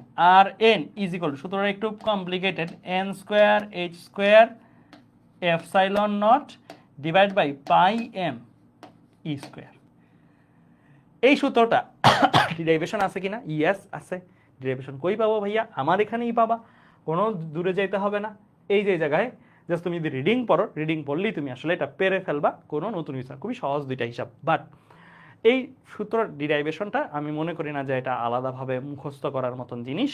জাস্ট তুমি চোখ বুলাই নিতে পারো, আমি স্লাইডেই দিয়ে রাখবো, জাস্ট চোখ বুলাই নেওয়া। আমি জাস্ট এক্স্যাক্টলি পরীক্ষার জন্য তোমাদের কি কি লাগবে সেই জিনিসগুলোই বলতেছি, কারণ এই চ্যাপ্টারটার মধ্যে স্পেশালি এই অংশের আলোচনাটা ইলাবোরেট করে লাভ নেই, কারণ এগুলো কেমিস্ট্রির জিনিস। আসলে এগুলো কেমিস্ট্রির জিনিস, কেমিস্ট্রি তোমরা ডিটেলসে অনেক ক্ষেত্রে পড়ে আসছো। ফিজিক্স এগুলো থেকে প্রশ্নও আসে না, কিছুই হয় না। হ্যাঁ, শুধু সূত্রটা জানলেই তুমি এখানে প্রশ্নের অ্যান্সারটা করতে পারবে, অ্যান্ড অতটুকুই আসলে এই চ্যাপ্টারটা থেকে আমাদের দরকার। এই চ্যাপ্টারটা হচ্ছে মার্কস ওঠানোর চ্যাপ্টার, এবং এর জন্য আমরা এটা শর্টেস্ট টাইমে শেষ করবো, কারণ আমাদের স্ট্র্যাটেজি আছে পড়ানোর তোমাদেরকে। আমরা চুম্বকে চ্যাপ্টার বেশি নিব, জ্যামিতিক আলোকবিজ্ঞানের চ্যাপ্টার বেশি নিব, কারণ সেগুলো আমাদের বোঝাইতে হবে অনেক বেশি। বাট এই চ্যাপ্টারটা যেহেতু আমাদের সহজ, এই চ্যাপ্টারটা আমরা ডিরাইভেশনে যাচ্ছি না। আচ্ছা, তো আমরা এটা কি যে কোনো একটা পরমাণুর যেই কোনো একটা কক্ষপথের ব্যাসার্ধ, ধরো প্রথম কক্ষপথের ব্যাসার্ধ এটা কত, দ্বিতীয় কক্ষপথের ব্যাসার্ধ এটা কত, তৃতীয় কক্ষপথ যদি দাও তৃতীয় কক্ষপথের ব্যাসার্ধ এটা কত। সো এই জিনিসগুলো তুমি ইজিলি বের করে ফেলতে পারবে এই সূত্রটা দ্বারা। এখন এই সূত্রটা মুখস্থ করার ক্ষেত্রে কিছু করার নেই, জোর করে মুখস্থ করতে হবে, কিন্তু আমি তোমাদের কিছু টেকনিক শেখাই দিব এখানে। হ্যাঁ, মানে আমি স্টুডেন্ট হিসেবে কি কি জিনিসগুলো ফলো করছিলাম। ফার্স্ট অফ অল জিনিসগুলো কি কি আছে, এইচ স্কোয়ার আছে। এইচ কি, এইচ হচ্ছে প্ল্যাঙ্কের ধ্রুবক। হ্যাঁ, 6.626 ইন্টু 10⁻34 জুল সেকেন্ড, রাইট? আচ্ছা, এপসাইলন কি, 8.854 ইন্টু 10⁻12। এটা কোথায় পড়ছো? এটা তোমরা তড়িৎ অধ্যায়ে পড়ছো, তড়িৎ অধ্যায়ে পড়ছো যে শূন্য স্থানে তড়িৎ ভেদন যোগ্যতা। আচ্ছা, এরপরে তুমি এম, এম কি, ইলেকট্রনের ভর, ইলেকট্রনের ভর 9.11 ইন্টু 10⁻31 কেজি। তারপরে তুমি ই পড়ছো, ই কি 1.6 ইন্টু 10⁻19, অর্থাৎ ইলেকট্রন বা প্রোটনের চার্জের পরিমাণ। হ্যাঁ, এই জিনিসগুলো তোমাদের সবারই পড়া হয়েছে। আচ্ছা, তো এখন এই জায়গা থেকে খেয়াল করে দেখো, পাই তো জানো 3.1416। এই সবগুলো জিনিসই কিন্তু যেগুলো লাল কালার দিয়ে আমি লিখলাম, এগুলোর মান আজকে যেটা পরীক্ষা হলে কি অন্যটা হয়ে যাবে? এগুলোর মান কি এই ম্যাথের জন্য যেটা অন্য ম্যাথের জন্য কি অন্যটা হয়ে যাবে? হবে না, রাইট? সো এখানে এই জিনিসগুলোর মান এখনো যা, পরীক্ষার হলে যে কথা। এই কথাটার বেসিসে আমি একটা কাজ করছিলাম। আমি কি কাজ করছিলাম তোমাদেরকে বলি। এই অংশটার হিসাব করলে পুরাটার মান কত হয় মিলাইলে, এটা আমি বের করছিলাম। এটা কত, এই অংশটার মান তোমরা একটু ক্যালকুলেটর হিসাব করো, বসায় দেখবা। বসায় যদি দেখো এইটার মান হিসাব করলে তোমার আসবে হচ্ছে 5.3 ইন্টু 10, মানে একটু রাউন্ডিং করে 10⁻11 মিটার, এত আসবে। তার মানে কি, এই মানটা যদি আমার কাছে মুখস্থ থাকে, জানা থাকে, তাহলে আমি বেসিক্যালি চলক ইন্টু এটা দিয়ে দিলেই কাজ শেষ। চলককে, চলক হচ্ছে আমার কক্ষপথের সংখ্যা, মানে কোন কক্ষপথের আসলে আমি কি করতেছি, ব্যাসার্ধ বের করছি, সেই কক্ষপথের নাম্বারটা হচ্ছে চলক। তো চলক স্কোয়ার ইন্টু এই মানটা যদি দিয়ে দিই, তাহলে কিন্তু আমার জব ডান, তাহলে কিন্তু আমার ম্যাথ ডান। সো এইটাকে আমরা তাই নাম দিচ্ছি R1। বলো তো কেন এটাকে আমরা R1 বলতেছি? এই জিনিসটাকে কেন R1 বলতেছি? এইটা হচ্ছে n-তম কক্ষের ব্যাসার্ধ নির্ণয়ের সূত্র। যদি আমি n এর জায়গায় 1 বসাই দিই, তাহলে R1 ইজ ইকুয়াল টু কি, n এর জায়গায় 1 বসলে আসলে এই জিনিসটাই থাকে না। তার মানে এই মানটা আসলে যেন তেন মান না, এটারও একটা মিনিং আছে, তাৎপর্য আছে। সেইটা কি, এটা হলো প্রথম কক্ষপথের ব্যাসার্ধ, প্রথম কক্ষপথের ব্যাসার্ধ। তাহলে প্রথম কক্ষপথের ব্যাসার্ধের মানটা যদি মুখস্থ কারো থাকে, তাহলে সে পরীক্ষা হলে খুবই ইজিলি ম্যাথটা করতে পারবে। তোমাকে যদি বলে দ্বিতীয় কক্ষপথের, ধরো স্ল্যাশে হাইড্রোজেনের তৃতীয় কক্ষপথের ব্যাসার্ধ জানতে চাই, তাহলে আমি পরীক্ষা হলে লিখতাম সূত্রটা কষ্ট করে, কিন্তু ম্যাথ করার সময় এগুলো গুনতাম না, এগুলা ক্যালকুলেটরে তুলতামই না। আমি ক্যালকুলেটরে তুলতাম কি জানো, পরীক্ষা হলে আমি ক্যালকুলেটরে তুলতাম, লেটসে আমাকে বলল তৃতীয়টার বের করো, ঠিক আছে? আমি তুলতাম হচ্ছে এরকম, ক্যালকুলেটরে কি তুলতাম সেটা বলতেছে। হ্যাঁ, R3 is equal two R1 into, এগুলো কিন্তু লিখতাম না, এগুলো ক্যালকুলেটরে তুলতাম, লিখতাম এটাই, কিন্তু বিহাইন্ড দ্য সিনে হয়তো এটা, ঠিক আছে? বিহাইন্ড দ্য সিনে হয়তো এই যে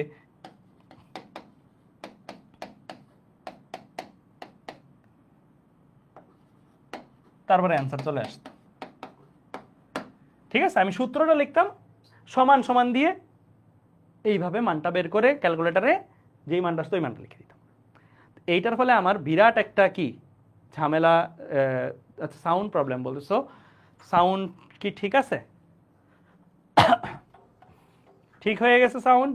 ওকে, ক্লিয়ার আছে এখন। আচ্ছা আচ্ছা আচ্ছা, যেটা বলতেছিলাম তোমাদেরকে, তো তুমি যদি এই মানটা মনে রাখো, তোমার জীবনের অনেক কাজ ইজি হয়ে গেল। এতগুলা মান কষ্ট করে, হ্যাঁ এগুলো মনে রাখবো, আমি ভুলে যেতে বলতেছি না, বাট অনেকটা কাজ সহজ হবে। বিশেষ করে এমসিকিউতে তুমি বিরাট রিলিফ পাবা। এমসিকিউতে এগুলো বসানো, বসায় সূত্রটা মনে করে এগুলো বসানো, মান বের করা অনেক কঠিন এবং টাইমলি পারবা না।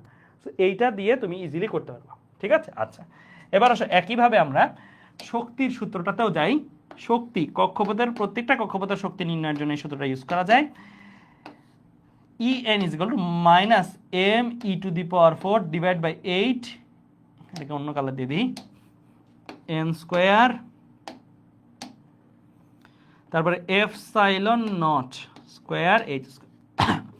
এই যে সূত্রটা আছে, এই সূত্রটা দিয়ে আমি প্রথম কক্ষপথের শক্তি কত n এর জায়গায় 1 বসায় বের করতে পারবো, দ্বিতীয় কক্ষপথের শক্তি কত n এর জায়গায় 2 বসায় বের করতে পারবো। এটা হচ্ছে ওই যেই কোনো কক্ষপথে থাকা ইলেকট্রনের, এই যে এই কক্ষপথে আছে, এই কক্ষপথে থাকা ইলেকট্রনের শক্তি নির্ণয়ের সূত্র হচ্ছে এটা। তো এই শক্তিটা কেন মাইনাস, এটা নিয়ে একটা কনফিউশন হয়। ফার্স্ট অফ অল এই সূত্রগুলোর ডিরাইভেশন আছে এখানে, এটার ডিরাইভেশন এই যে এটা ডিরাইভেশন আছে এখানে, এখানে তুমি দেখে নিতে পারবে কিভাবে হয়েছে। খুবই সহজ, বিভব শক্তি যোগ গতিশক্তি, বিভব শক্তির মান গতিশক্তির মান না হয়েছে, চিত্তরিতে এটা পড়ছিলাম, এখান থেকে হিসাব করে এই জিনিসটা আসছে। এটা আসলে মাইনাসটা কেন, এই তাৎপর্যটা বলে দিই।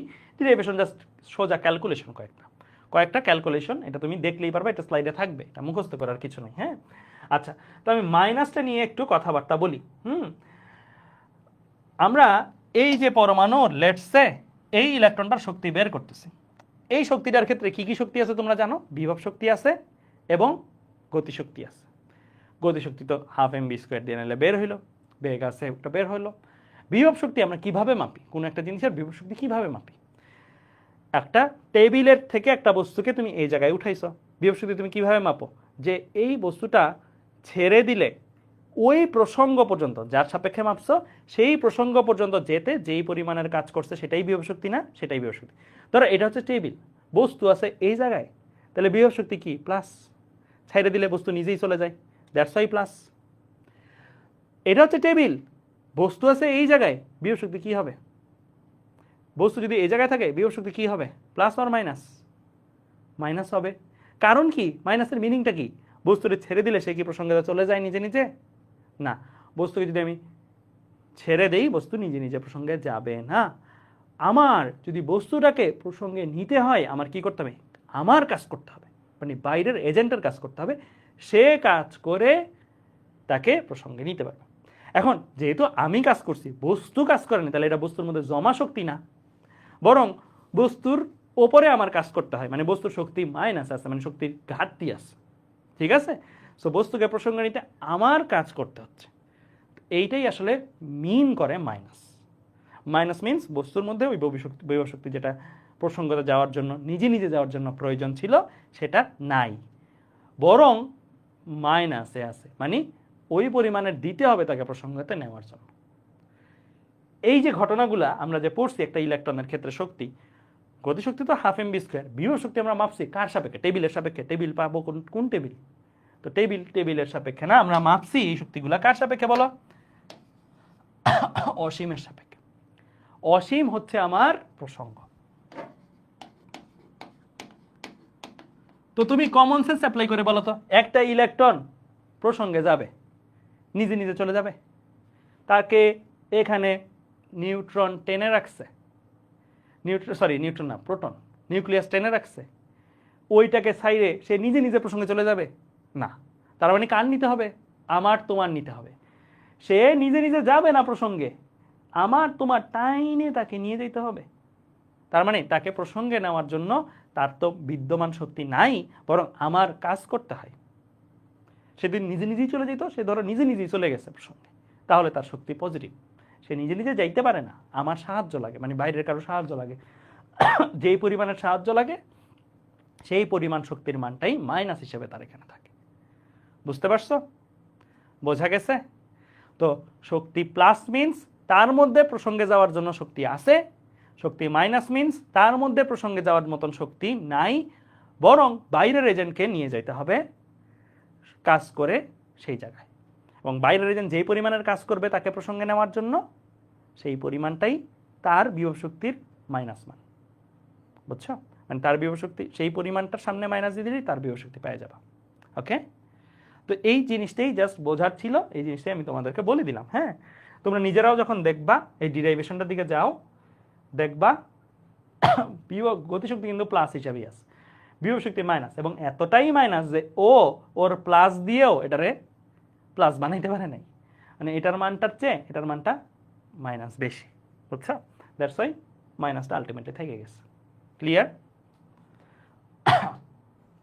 তো আমাদের কিন্তু অ্যাকচুয়ালি ডিরাইভেশন বা এই ব্যাখ্যাগুলো দিলাম, এটা এক্সামে ওরকমভাবে আসবে না, জাস্ট তোমাদের কিউরিসিটি নিবারণের জন্য এই জিনিসটা বললাম। আচ্ছা, তো খেয়াল করো আমি এখানেও সেম টেকনিকটা অ্যাপ্লাই করতাম, এখানেও ভাইয়ার কনসেপ্ট ছিল এটাই, জানি এখানে তো এই যে ব্লু অংশগুলা এগুলার মান তো আজকেও যা পরীক্ষার হলেও তা, তার মানে এই মানগুলো তো মুখস্থ করেই ফেলা যায়। এই মানগুলো যদি মুখস্থ করি, যে আসলে আসে সে আসলে আর কেউ না বরং E1, কারণ এনের জায়গায় 1 বসাইলে ই এর মানটাই আসলে এই ধ্রুবকগুলোর মান। আর ওই মানটা কত? ওই মানটা হচ্ছে ভাইয়া মাইনাস 2.18 ইন্টু 10⁻⁻18 জুল, অথবা এটাকে অনেক পপুলারলি ইউজ ইলেকট্রন ভোল্ট এককটা -13.6 ইলেকট্রন ভোল্ট, এইভাবেও লেখা যায়। এই মান হয় এটা বা ওইটা, দুইটাই মুখস্থ রেখে দাও। তো এই মানটা মুখস্থ যদি রেখে দাও তাহলে তুমি লাইফের তোমার আয়ু বাঁচায় ফেলছো অ্যাটলিস্ট কয়েক সেকেন্ড। কেন? কারণ তুমি পরীক্ষা হলে যদি তোমাকে বলে লেটসে যে E4 বাইর করতে, লেটসে কোনো একটা চতুর্থ কক্ষপথের শক্তি বাইর করতে পারছো, তুমি বেসিক্যালি কি করবা? E4 ইজ ইকুয়াল টু সূত্র লিখবা এটাই ভাইয়া, সূত্র কিন্তু আবার এইগুলো লিখে দিও না, এটা হচ্ছে আমি চিন্তাটার কথা বলতেছি, বিহাইন্ড দ্য সিনে তোমার চিন্তাটা কি। E1 into 1/n²। তাহলে E1 এর ভ্যালু তুমি জানো -2.18 ইন্টু 10⁻⁻18, আর চতুর্থ কক্ষপথ বলছে তার মানে 1/4²।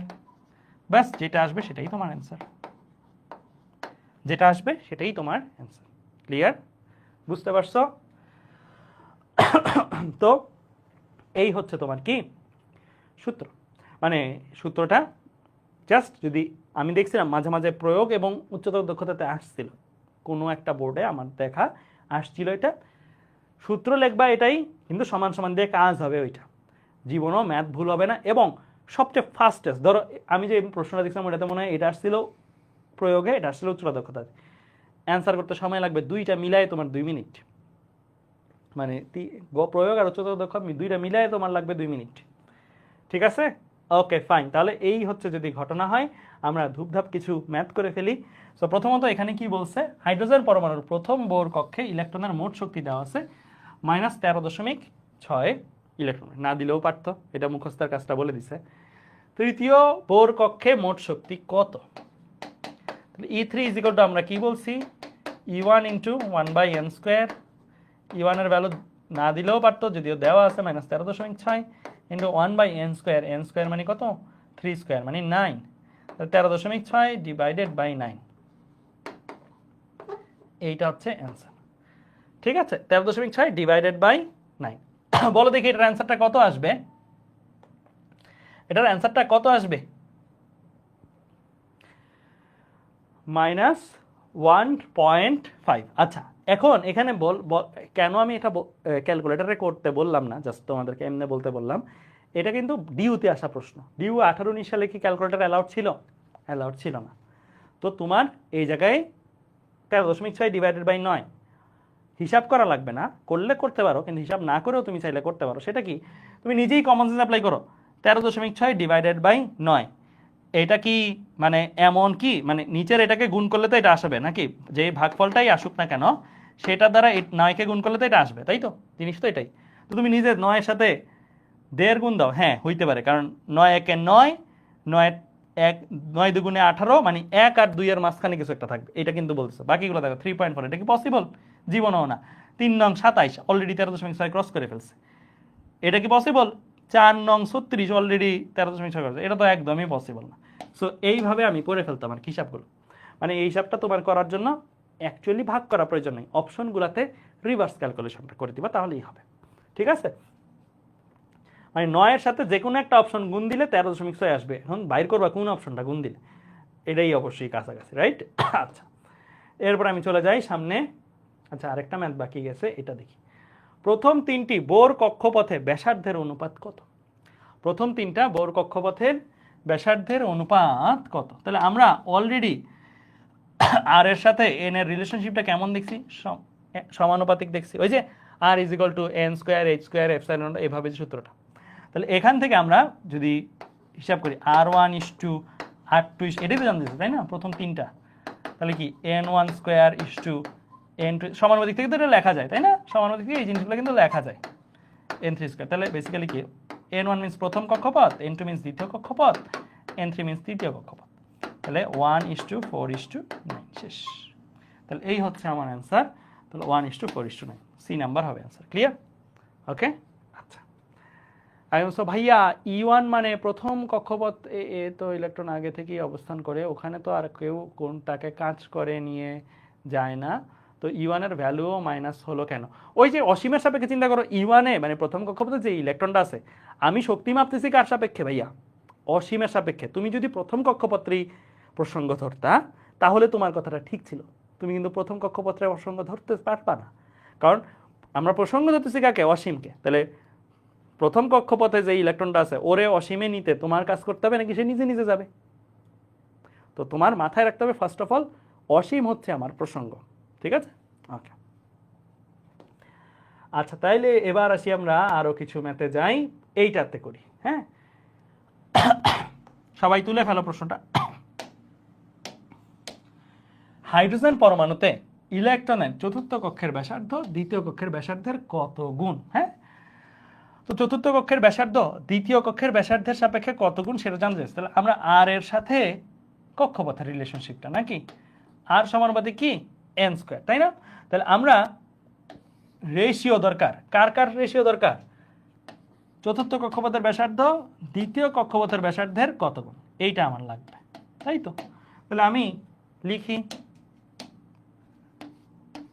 R4 ডিভাইডেড বাই R2, এটা লাগবে। তাহলে এটার সাথে রিলেশনশিপগুলো কেমন? সমানুপাতিক, তার মানে N square divided by N square. তাহলে R4 এর বরাবর কি? এটা চতুর্থ কক্ষপথ হবে। R2 এর বরাবর দ্বিতীয় কক্ষপথ, চতুর্থ কক্ষপথ n এর ভ্যালু 4, দ্বিতীয় কক্ষপথ n এর ভ্যালু কত? 2।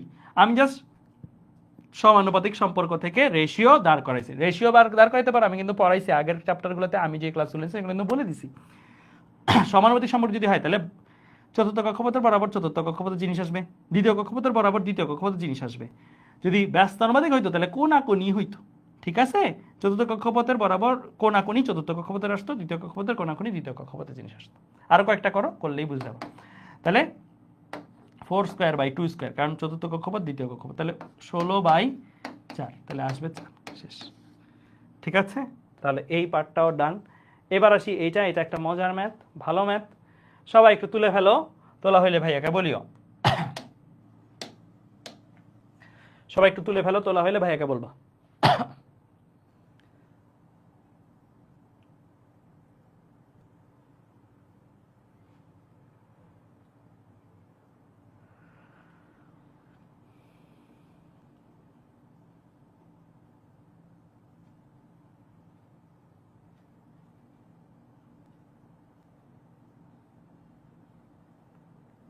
তুলছ?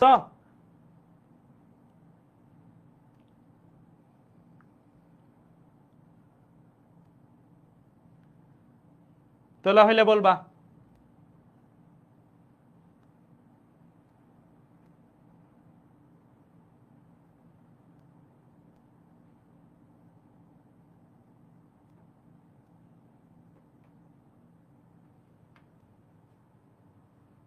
ওকে, কি বলছে দেখো, হাইড্রোজেন পরমাণুর ইলেকট্রন n=n1 থেকে n=n2, মানে n1 একটা কক্ষপথ, n2 আরেকটা কক্ষপথ স্থানান্তরিত, মানে n1 থেকে n2 তে চলে গেছে।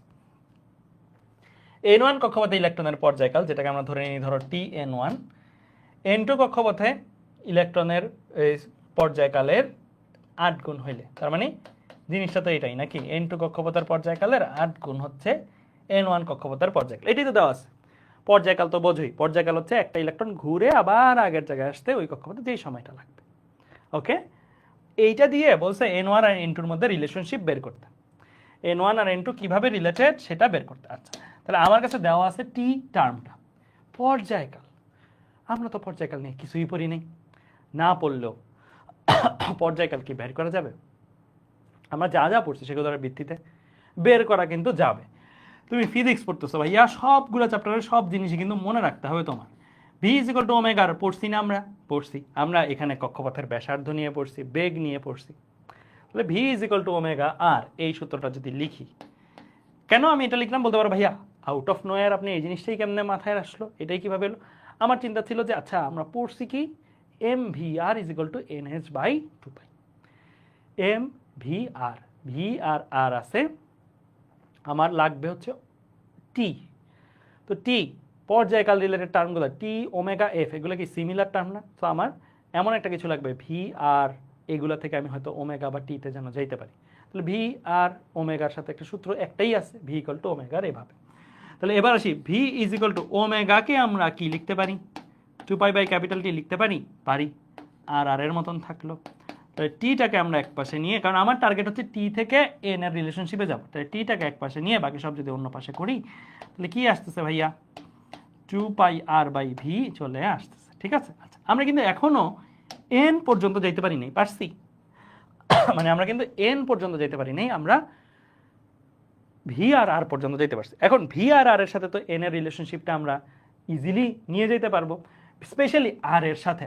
এখানে কি n1 n2 কততম কক্ষপথ বলা আছে না, বাট আমরা তো একটা শর্টকাট শিখছি না একটু আগেই, দেখো আমরা শিখছি না যে কোনো কক্ষপথের ব্যাসার্ধ আমরা বের করতে পারি, সেটা সূত্র কি? n স্কোয়ার ইন্টু প্রথম কক্ষপথের ব্যাসার্ধ। প্রথম কক্ষপথের ব্যাসার্ধ এটা কিন্তু একটা ধ্রুবক, এটা কি একটা ধ্রুবক, এটা একটা মান, এটা একটা ধ্রুবক মিন্স কি এটা একটা মান, এটা তো একটা মান। কত মানটা কত?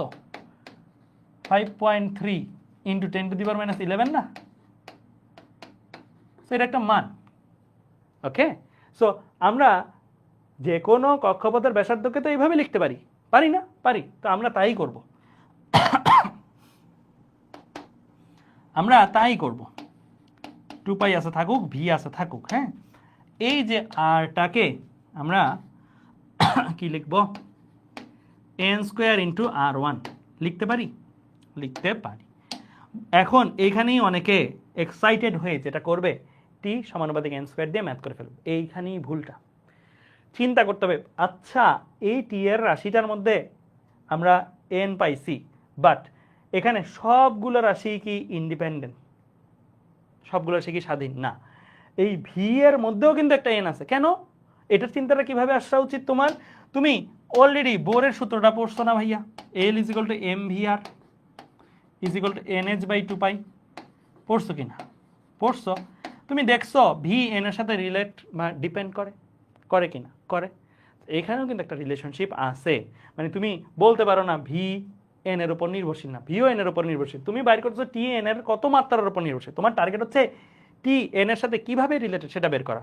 আমি টি এর রাশির ভিতরে যারা যারা আছে, তারা যারা যারা এন এর উপর নির্ভরশীল সেটাকে টার্ম নিয়ে আসা, যেটার কারণে তুমি আর এন এর উপর নির্ভরশীল কিভাবে নির্ভরশীল নিয়ে আসছো, ভি এন এর উপর নির্ভরশীল হলে কিভাবে নির্ভরশীল সেটা তোমার নিয়ে আসতে হবে।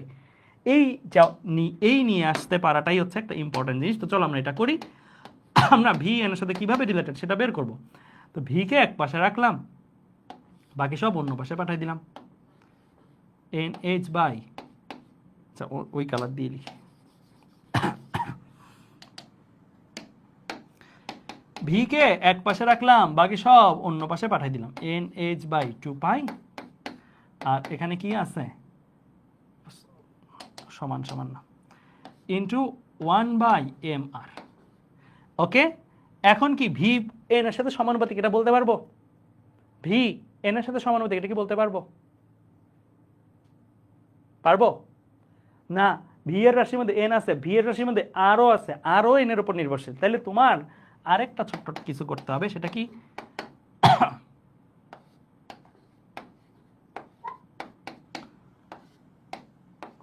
এই যে আর, এই আরটাকে আবার এই যে আর কিভাবে রিলেটেড, আর কিভাবে রিলেটেড?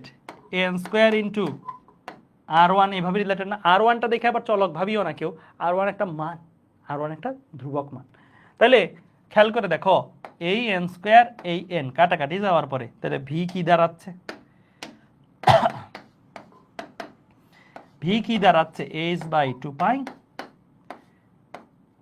mn mn R1, নিচে একটা n স্কোয়ার ছিল না, একটা n থাইকে যাবে। তাহলে v এর সাথে n কিভাবে কানেক্টেড ব্যস্তানবাদী, তো তুমি এখানে নিয়ে আসো।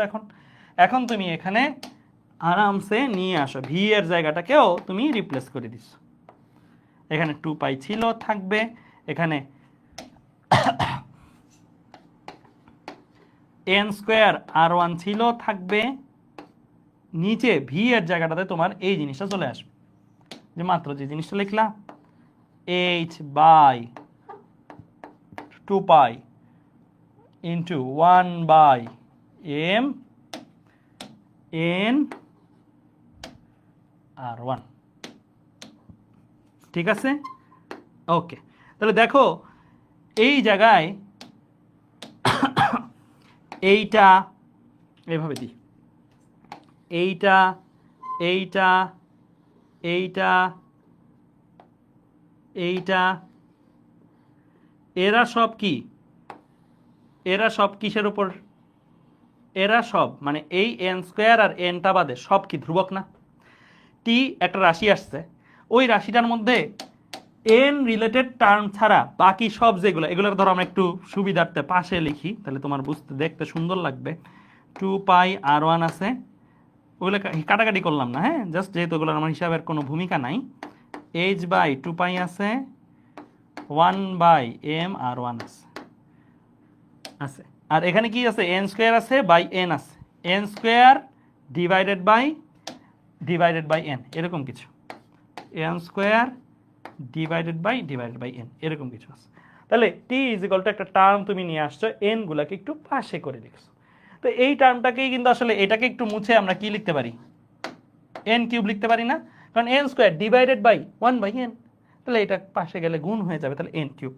t এর সাথে n এর রিলেশনশিপটা ফাইনালি আমরা পাইছি, ফাইনালি আমরা t এর সাথে n এর রিলেশনশিপটা পাইছি, সেই রিলেশনশিপটা কি, n কিউব। কারণ এই পুরো অংশটা তো ধ্রুবক ভাইয়া, এই পুরো অংশটা কি ধ্রুবক, কনস্ট্যান্ট। তাহলে t এর সাথে n এর রিলেশনশিপ কি, কিউব। তো t এর সাথে n এর রিলেশনশিপ যদি কিউব হয়, তাহলে আমরা এখান থেকে এখন ইজিলি ম্যাথটা করে ফেলতে পারবো।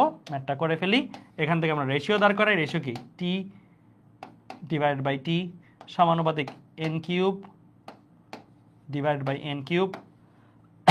এরপরে এর যদি n1 কক্ষপথ হয়, হ্যাঁ, এর যদি n2 কক্ষপথ হয়, সমানুপাতিক না, সমান সমান হয়ে যাবে। তো এটা যদি n1 কক্ষপথ হয়, এটা যদি n2 কক্ষপথ হয়, তাহলে সমানুপাতিক তো সম্পর্কটা, তাই না? তাহলে n1 এর বরাবর আমি কি এটা n1 বলতে পারি, n2 এর বরাবর এটা কি n2 বলতে পারি, কারণ সমানুপাতিক তো ভাইয়া। তোমার কাছে প্রশ্নে মান দেওয়া আছে কিসের, এই জিনিসটার মান দেওয়া আছে, tn1 ডিভাইড বাই tn2, এটা কত দেওয়া আছে, 8 দেওয়া আছে। আর এই জিনিসটাই তোমার বের করতে বলছে, n1 বাই n2, এই জিনিসটাই বের করতে বলছে। তাহলে তুমি উভয় পক্ষকে ঘনমূল করে দাও, ঘনমূল করে দিলে 8কে ঘনমূল করে দিলাম, এইটাকে ঘনমূল করে দিলাম, সবাইকে ঘনমূল করে দিলাম, ঘনমূল করে দিলে এই জিনিসটা আসবে এরকম। তাহলে এটা আসলে হবে কি 2, আর এটা কি n1 বাই n2। তাহলে n1 ইজ ইকুয়াল টু কি 2n2।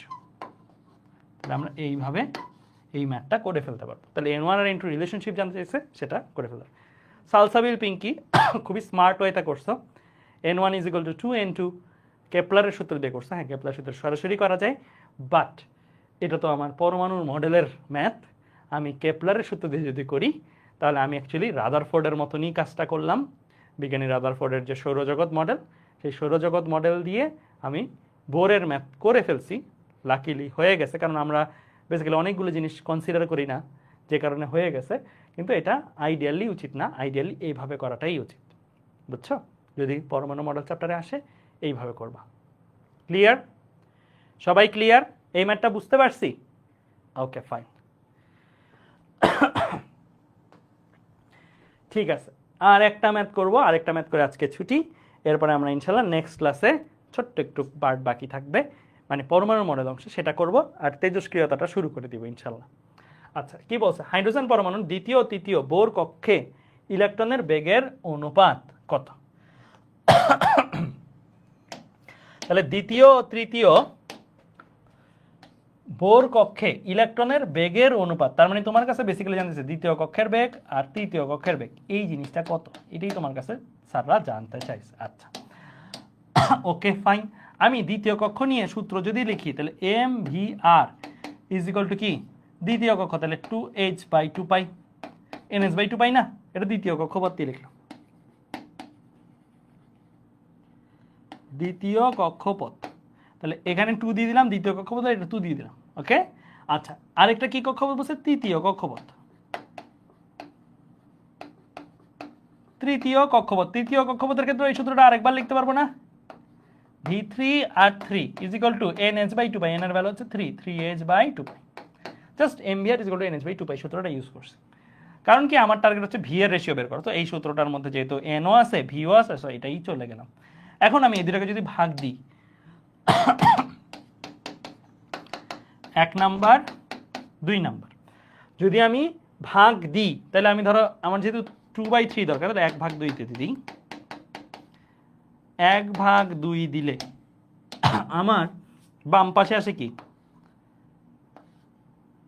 mv2r2 mv3r3, ডান পাশে আসে কি h/2π, h/2π কাটা, কাটা গেলে থাকবে 2/3 থাকবে, কারণ এই অংশটা পুরাপুরি কাটা, ঠিক আছে। Okay fine. এখন আমি, আচ্ছা, এমটাও লেখা দরকার আছে, এমটাও লেখার দরকার নাই আসলে, কারণ এম তো কাটাকাটি চলে গেছে। ওকে, তাহলে v2r2 divide by v3r3 is equal to এই জিনিসটা আমার চলে আসছে। আচ্ছা, এখন এই জায়গা থেকে আমি v2/v3টাকে এক পাশে রেখে বাকি সব কিছুকে যদি অন্য পাশে পাঠাই দিই, তাহলে ওই পাশে 2/3 ছিল, ও পাশে আরেকটা জিনিস চলে আসলো, সেটা কি r3/r2, মানে আমি এই r3টা এই পাশে চলে গেছে, r2টা ও পাশে চলে গেছে, v2/v3 যেরকম ছিল সেরকমই আছে। এখন কি করব বলো, এখন কিভাবে আগাবো? r3 আমরা যে কোনো আরই যদি হয় সেটার সূত্র শিখছি না, n² × r1 শিখছি কিনা, শিখছি।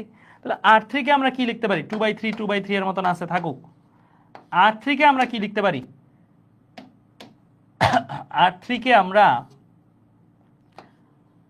n², n কত, r3 এর ক্ষেত্রে n কত, 3 না, তৃতীয় কক্ষপথ, 3² × r1 বলতে পারি। আবার একইভাবে r2 কে কি লিখতে পারি, 2² × r1 বলতে পারি কিনা, আমি তৃতীয় কক্ষপথের ব্যাসার্ধকে 3² × প্রথম কক্ষের ব্যাসার্ধ, দ্বিতীয় কক্ষের ব্যাসার্ধকে 2² × প্রথম কক্ষের ব্যাসার্ধ লিখতে পারি। তাহলে r1 আমার চলে গেল, চলে গেলে এখানে থাকবে কি, 3² একটা 3 চলে যাবে উপরে থাকবে, আর 2² একটা 2 নিচে থাকবে, তাহলে আলটিমেটলি আসলে কি 3/2। তাহলে আমি খুঁজবো কাকে, 3:2, অর্থাৎ এইটা হবে আমার অ্যান্সার। কেমন, বুঝতে পারছো? তাহলে এই টাইপের ম্যাথ যদি আমার কাছে আসে আমি পারবো, এই টাইপের ম্যাথ আসলে পারবো।